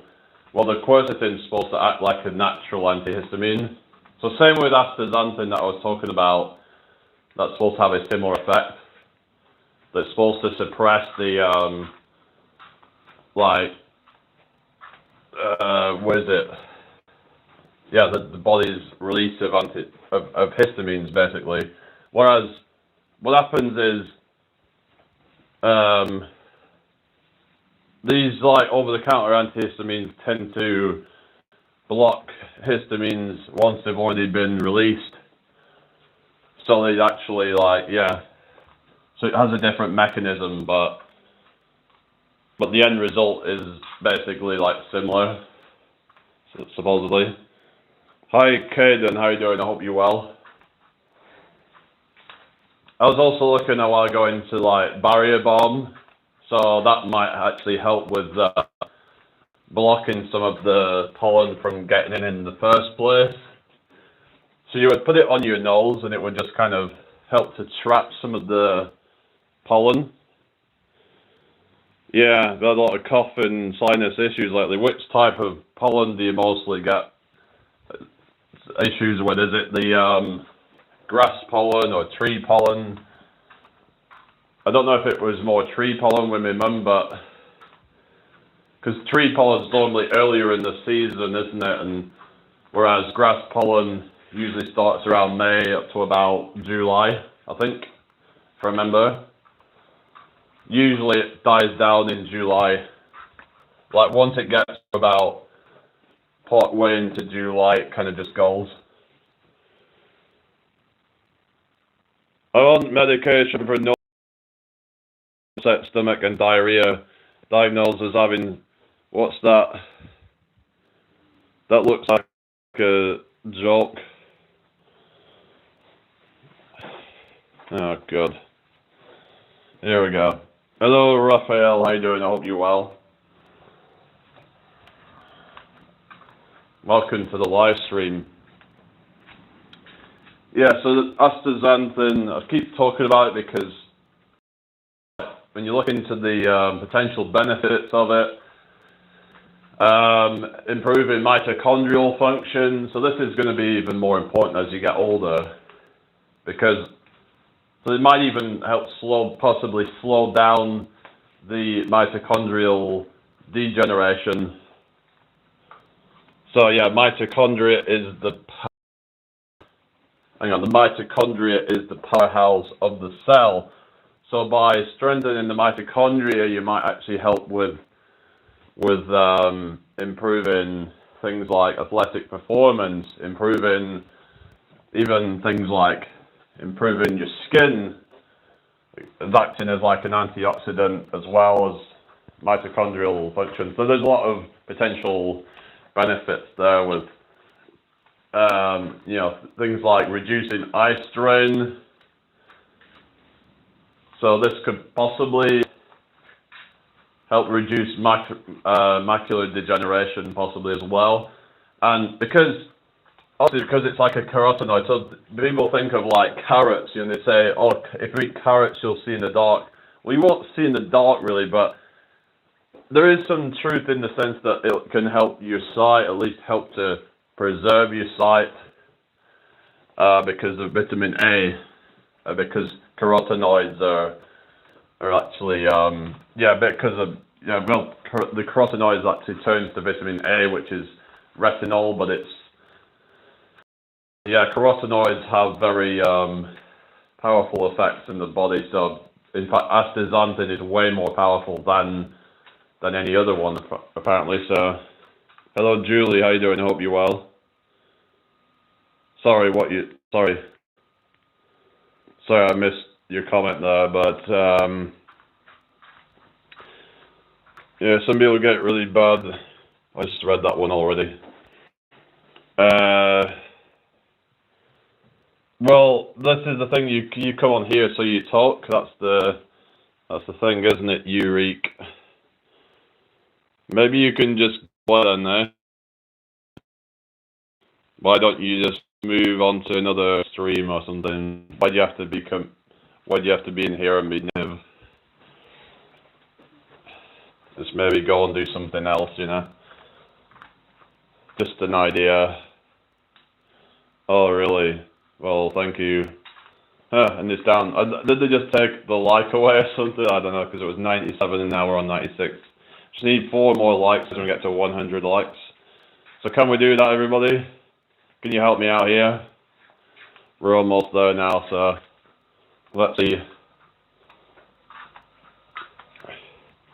Hello, Altaf Sayed. How's it going? We're on 98 now. 2 more to go. Here we go. Thank you, everybody. Much appreciated.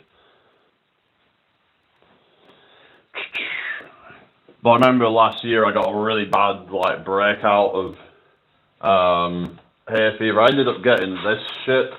I don't know if it'll be any good now because, well, one of them's been open, but don't know if these are like wipes that I was using, but yeah, it's supposed to help remove pollen and other airborne allergens. But yeah, I've not used them yet because I haven't really needed to. But that'll be like my kind of rescue kind of like package there. But I don't know if it'll be any good now because I don't know if it'll dry up or something by now. Because they're supposed to be like wet wipes. These like essential oils and stuff, which can help you. Because I think they actually did help to some degree. Because I remember I had this nasty flare up and it was just like, ugh, it was horrible. And then I used them and it seemed to at least take the edge off it anyway. Hello Malachi, how you doing? I hope you're well. So I'll just probably like, yeah, just use that if I get any nasty flare-ups. Or the biobomb might be worth looking into as well, just to take the edge off. Because the astaxanthin and stuff, or any kind of antihistamine drug, they can only do so much. Especially if it's like a non-drowsy one, because I've heard that. Because I remember my dad was saying that he tried taking some of that stuff, but then it just doesn't really. Yeah, the non-drowsy ones are not as potent. So, because if the drowsy stuff, it's like, well, you don't really want to probably be taking that unless you have to, I guess. I've never tried those. What's that? You know about the wipes? I don't know how effective they are, but they have like some what's it called? Of leaf oil in them, which are like an essential oil basically that can help with making you feel more kind of, just help with your sinuses and stuff. But basically what causes the nasty symptoms is the inflammation. It's actually the inflammation. It's kind of like when you're sick.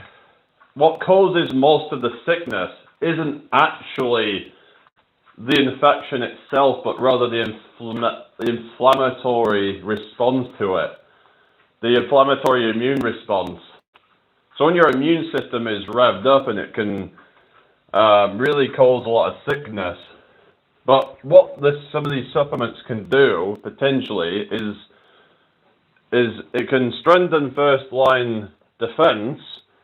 Also, it can reduce the inflammation when you do get an infection. So when you do get infected, you probably won't get as severe of an infection, possibly, because of the immune supporting properties. So if you take one of these things, whether that be quercetin or astaxanthin, maybe anthocyanin or something like that, potentially, I'm not saying it'll necessarily work, but if you do that every day, it's, I want to mention with astaxanthin, it's fat soluble, so you have to have it with a fatty meal for it to really work the best. Yeah, thank you for the 100 likes, yeah.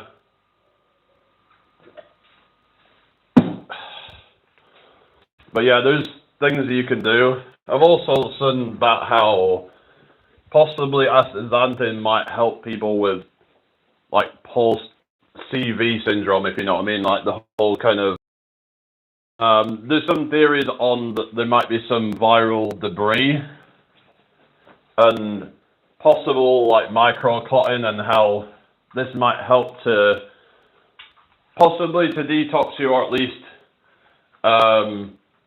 improve your kind of health, so that it's not going to have so much of a detrimental impact on your life. So yeah, so that's something that could potentially help people who, if they're feeling, if they've been feeling quite fatigued, because apparently there could be some kind of chronic, inflammatory immune response going on even after the virus has been killed off, basically. So the theory is that this thing might help with suppressing inflammation and suppressing like a hyperimmune response, so that way you can kind of just hopefully get back to normal more. But anyway,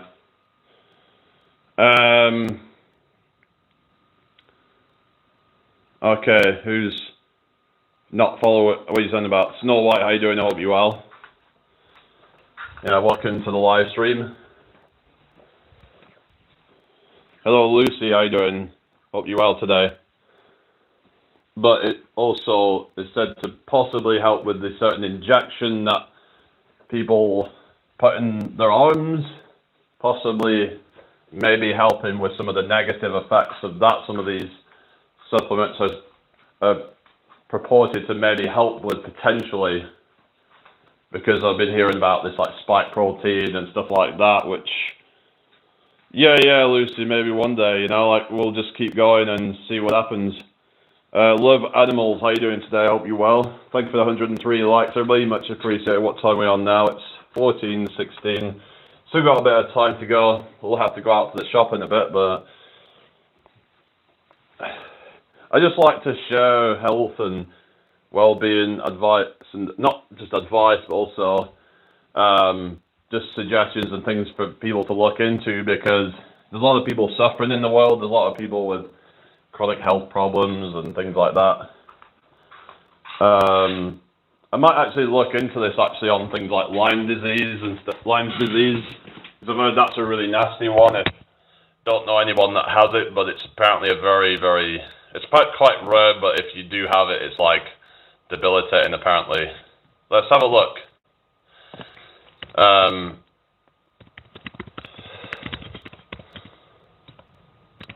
See if there's anything on that. Hi Caroline, how you doing? I hope you're well. You have 1.2 friends. What do you mean 1.2? You mean 12 or? It says it does not kill it. Instead, it acts as a supportive adjuvant therapy to manage the severe systemic inflammation and oxidative stress triggered by the disease. Standard antibiotic therapy remains the only proven method to eliminate Lyme. What's this? I thought Lyme disease was chronic or something, but let's have a look.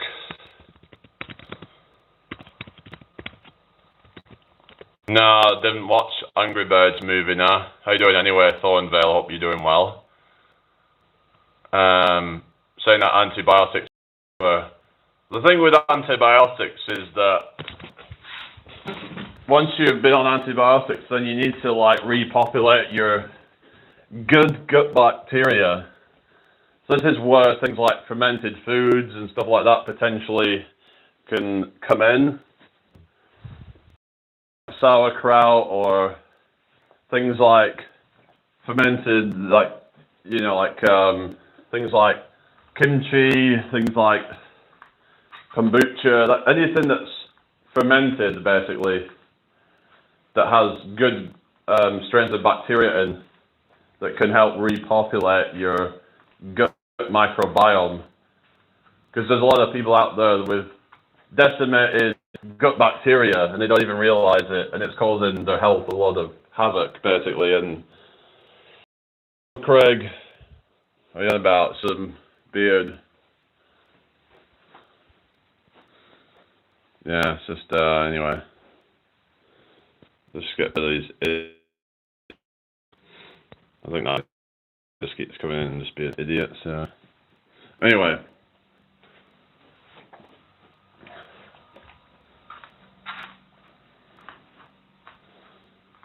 all right, welcome back, Mrs. Remotely. How you doing? Thank you for the 105 likes, everyone.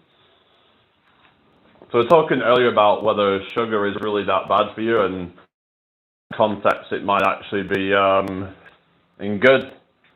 It's just, well, there's this whole thing we're talking about how it's a lot harder to overeat carbs than it is fat, I believe. A lot of the sugary food also contains a lot of fat. So you got to remember that if you eat a lot of fatty food, got greasy food, then that's probably going to be a lot higher in calories than a lot of these sugary foods actually. And fat on average has over 2 times the amount of calories than carbs. So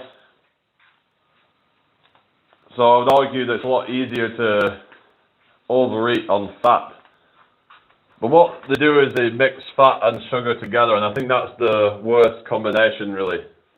Because the sugar makes the fat more, you know, palatable, whatever. So then, but sugar on its own, like, it can be used as, like, for, like, exercise. It can help you to give you the energy that you need for a workout. But the thing with sugar and carbohydrates is that what happens when you have a surplus, then your body doesn't really just turn sugar into fat very easily. In fact, in a lot of cases, it doesn't, because unless you have too much of an abundance of carbohydrates to a point where your reserves are full, like, because we can carry up to about 400 or 500 grams of carbs in our body in the form of glycogen.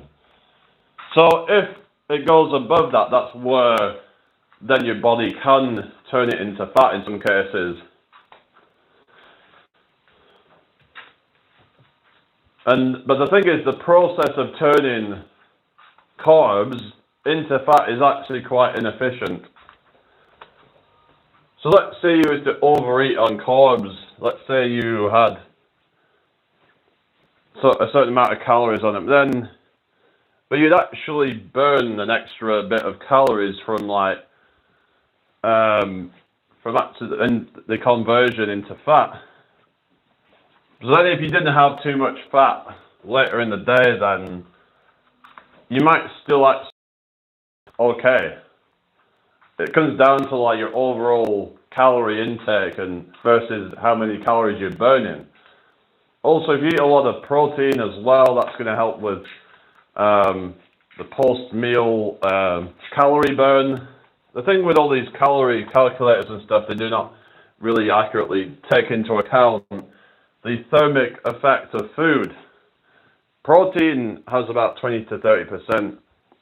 Carbs about 5 to 15%. So if the food is more like starchy, for example, then you're also going to be burning calories somewhat through just the digestion process. So then if you have all those carbs in your system, and then it has to turn that into fat, then that's going to burn even more calories, which then by that time that you probably you're not going to be probably eating too much more fat. So it's just it's just a lot of people just don't know what they're talking about when it comes to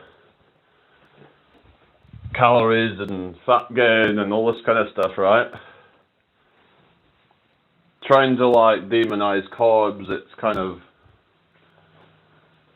there's a lot of like propaganda and I don't know. Now you could also say the same thing about promoting sugar, like these like Nestle brands and stuff. Obviously they want to get you addicted to their food. And the problem is a lot of times people consume it as well as other very like high calorie foods, which could arguably give you an excess amount of calories. So these foods are probably going to be quite high in sugar, but then they would just eat something very fatty afterwards where basically they hadn't sort of like still hadn't burnt off all those calories yet. Obviously, I'm not saying you should eat loads and loads of like refined sugars, but it can be good to eat some sugar in some form before a workout. So that can give you the energy that you need for it. And to have like a quick release, even if it's just like a banana or something like that, it's a quick release of energy. It's going to help you be more fueled for a workout so that you don't end up with like feeling kind of like, suppressed by not having that boost. Because the thing is that, your body can turn amino acids into carbohydrates, but it's less efficient at doing that. It's probably better to just go straight to the source of like the carbs. Because if you want to work out and it's like, well, your body has to then break down proteins. So let's say you eat loads of protein in your diet, then your body then has to convert that, which is a very, very expensive process actually, to turn protein into carbs through gluconeogenesis.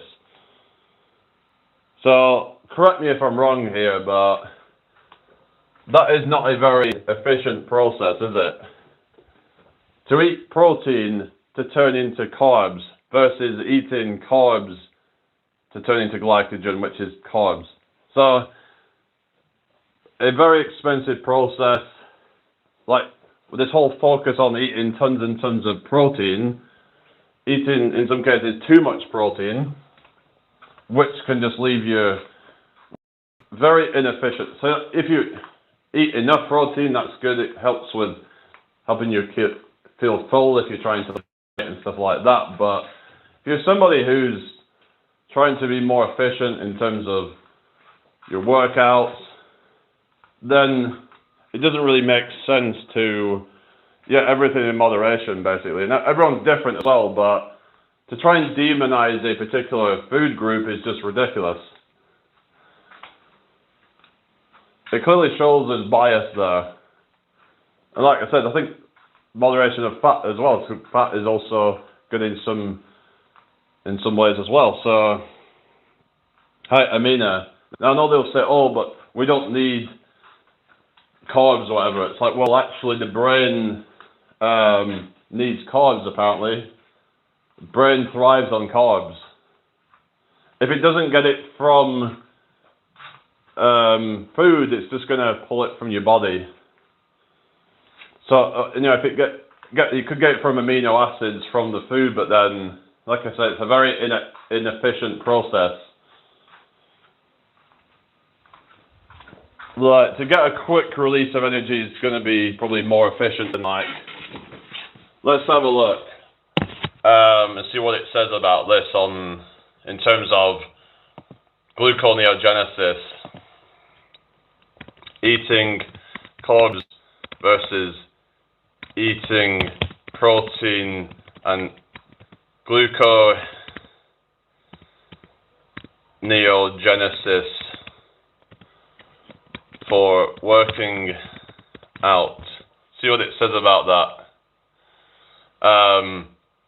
Says here, provides immediate, high efficient energy for high intensity workouts, whereas relying on protein and gluconeogenesis is a slow emergency backup system that can impair peak athletic performance.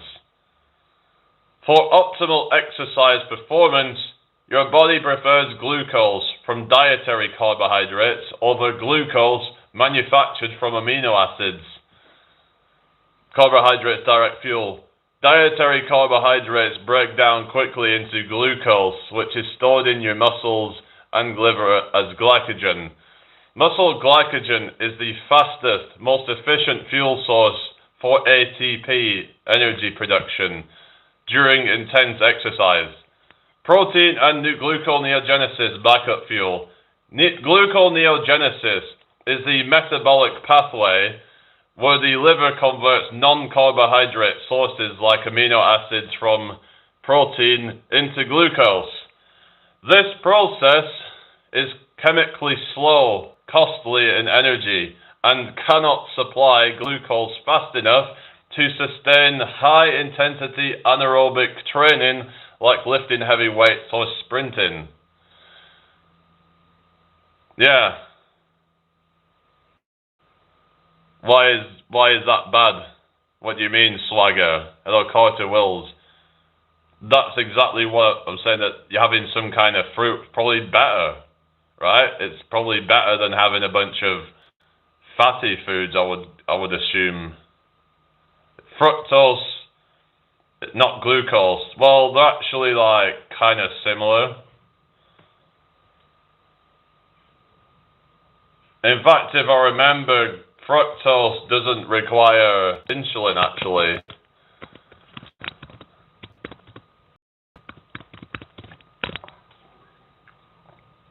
So maybe fructose is actually it says it's metabolized almost entirely by the liver using insulin-dependent transporters. Unlike glucose, which causes a rapid spike in blood sugar and insulin, pure fructose has a minimal immediate impact on circulating insulin levels. So, weighing about, but it's not as quick of a spike. But according to this, it's called the fructose bypass. So yeah, fiber is good because it helps to regulate that spike. But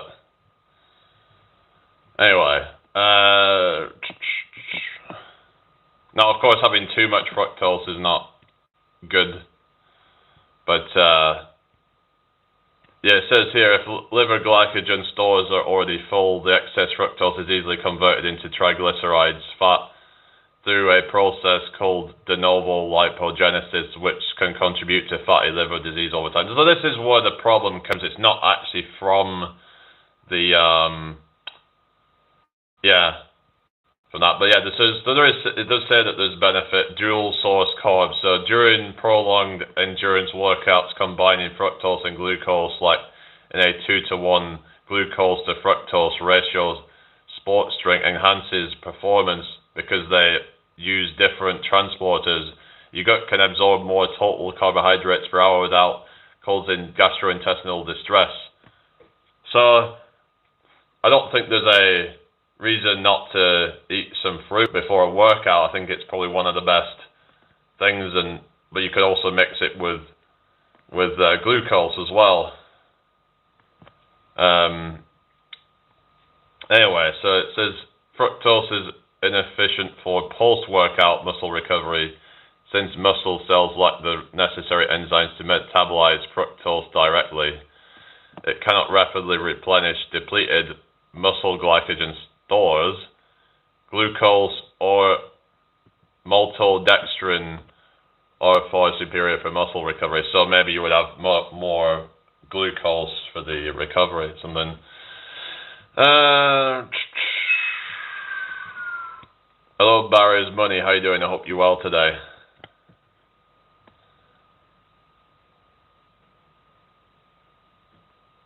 But there are different fruits with like different profiles. Like some have more fructose, some have more glucose. So again, it's a nuanced thing anyway. But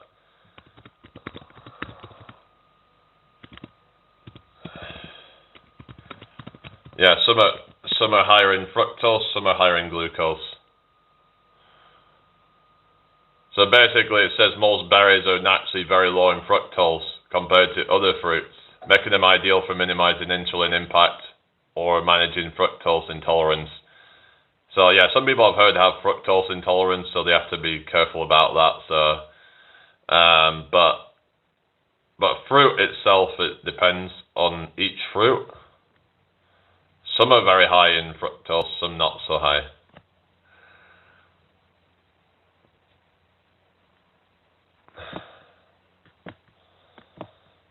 But I guess it depends on like the ratios of like fructose to glucose. So yeah, like Berry's 1-to-1 ratio said to be the gold standard for easy intestinal absorption and minimal liver strain. When the amount of glucose is equal to or greater than the amount of fructose, your gut transports and absorbs the sugars far more efficiently, preventing digestive issues.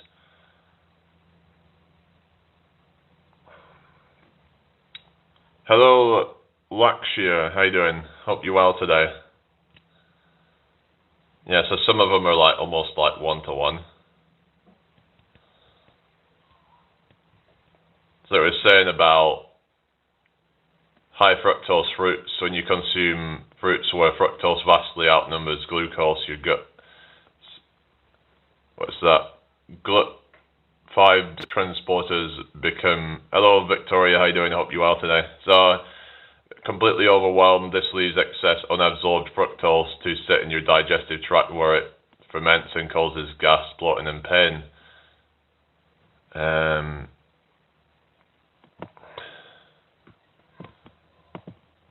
Because berries feature the balanced 1-to-1 split, they work efficiently when eaten right after a workout. The glucose portion immediately spikes insulin to stop muscle breakdown, while the fructose moves directly into the liver to quickly replenish hepatic energy stores.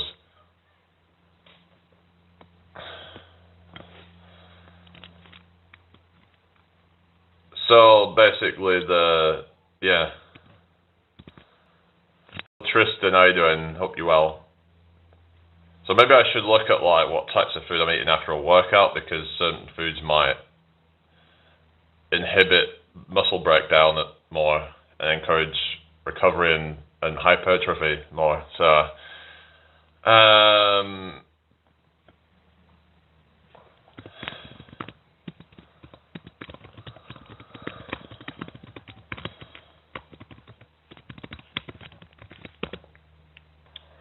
also blackberries have some protein in them as well. So I mentioned you would have to eat quite a lot, but they do have some. If you could like make like a drink that's like full of blackberry, let's say if it was like 1 liter, like a big one, you're probably getting at least like 10 grams of protein in that because of all the seeds and stuff. So you're going to be getting like a... In fact, I'm wondering if there's a supplement you can just get the seeds and you could get even more protein. You might be able to get like just the seeds basically and get high protein from that. Whether there's one where you can get like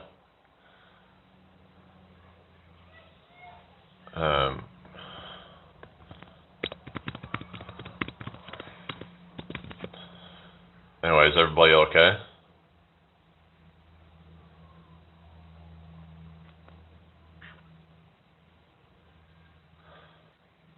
%, protein, so it's higher than most fruits anyway.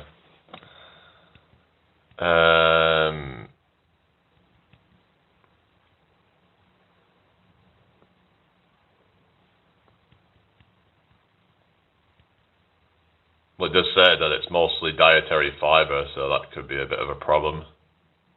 But the actual like calories from blackberries is about like,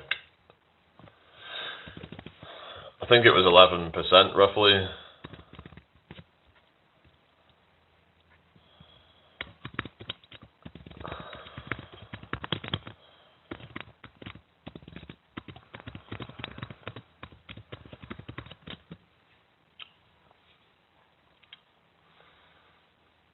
Yeah. But you could add some extra protein to boost it. But it talks about glycogen replenishment and stuff. It says here about DOMS, it can apparently help with that. Anthocyanins. So you could use blackberries so they'll be coming out in about probably a few weeks. So might try and forage some and use, but thing is that the ones you get in the shops are like really expensive, so it's good when you can pick them and you get them for free. LCO, how you doing? Hope you well. Welcome to the live stream.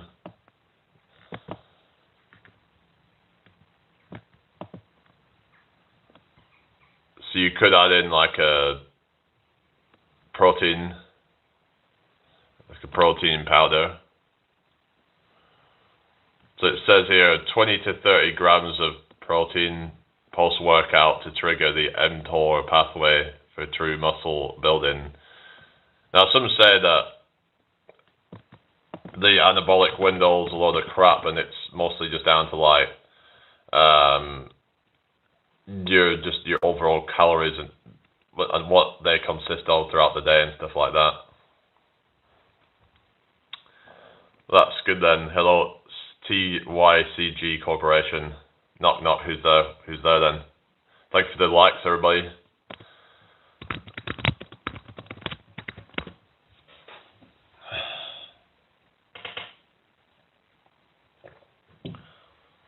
Yeah, it says about the traditional 30 to 60 minute anabolic window is largely a myth. Decades of sports science research confirms that your muscles do not suddenly lock up or refuse to grow if you fail to drink a protein shake immediately after your final set. The concept was heavily promoted by supplement companies to sell fast digesting products, but comprehensive metabolic research tells a much more flexible story. So yeah, so total daily protein, and the window lasts for hours. Pre-workout is just as effective. Let's see how to maximize gains.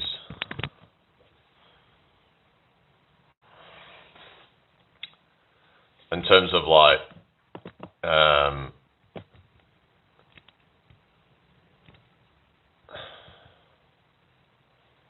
so it says about post-workout carbs. Eat easily digestible carbs 1 to 2 hours before training. This ensures your muscle glycogen stores are fully loaded for explosive power. The recovery shake: drink your blackberry and protein smoothie at a time that fits your lifestyle.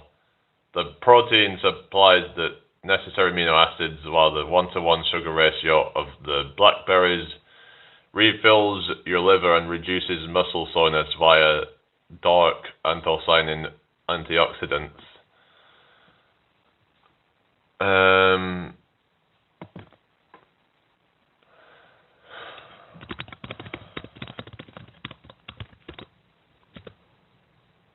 So, boy, all right then. Thank you for joining me today. Smash that like button.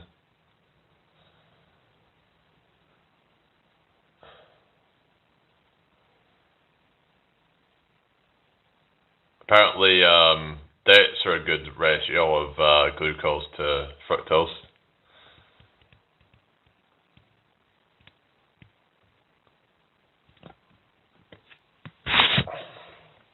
Hi, Amelia. How you doing?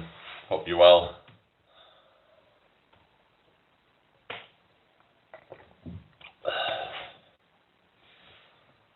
We're doing all right then, people.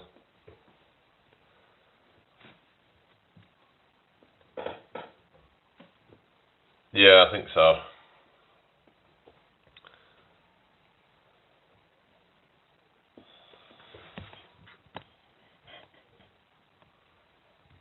There's just a lot of confusion out there with like supplements and health and whatever, and what's effective and blah blah blah. Oftentimes it's not as complicated as what some people make it out to be, that they say, oh, well, but then sometimes it could be more and more nuanced, actually. I mean, but it's not as simple as those saying, how are you doing? Not as simple as one thing is good, one thing is bad. It all depends on the context, right? It all depends on the context of your lifestyle and genetics and what have you. It's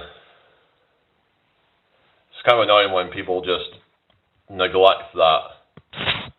Well, they treat everything as the same when it's just oftentimes just not true. Nothing's ever really black and white, oftentimes. Some things are, but even the whole thing of the sky is blue, because even that could be debated, right?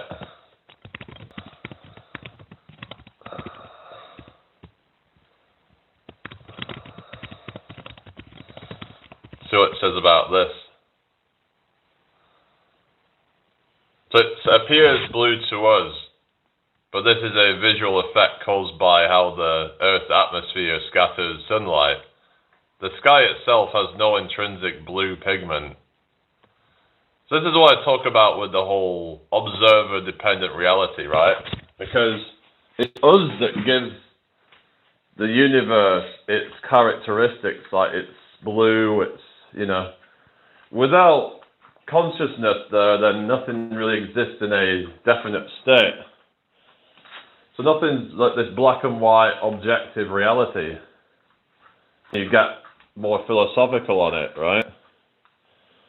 Right, my phone's about to die soon, so we'll have to get going, but... Oh, really? Fasting? Oh, yeah, fasting can be good for, like... Yeah, just like detoxing your... But you don't want to necessarily, in my opinion, a lot of people probably shouldn't do it all the time because it depends on your lifestyle, but yeah. Is everybody alright? Thank you for the 115 likes. Much appreciated. I need to plug my phone in. We'll have to get going shortly anyway, because I've got to get some shopping done and stuff. Hang on. Let's just that in. Huh? Why is it not coming on? What's going on? Let's try it again.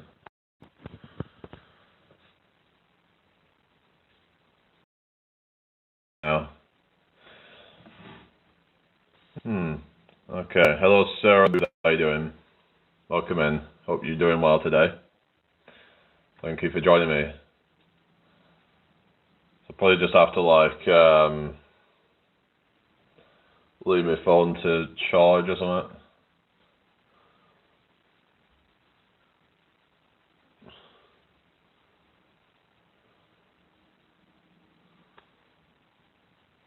You're welcome.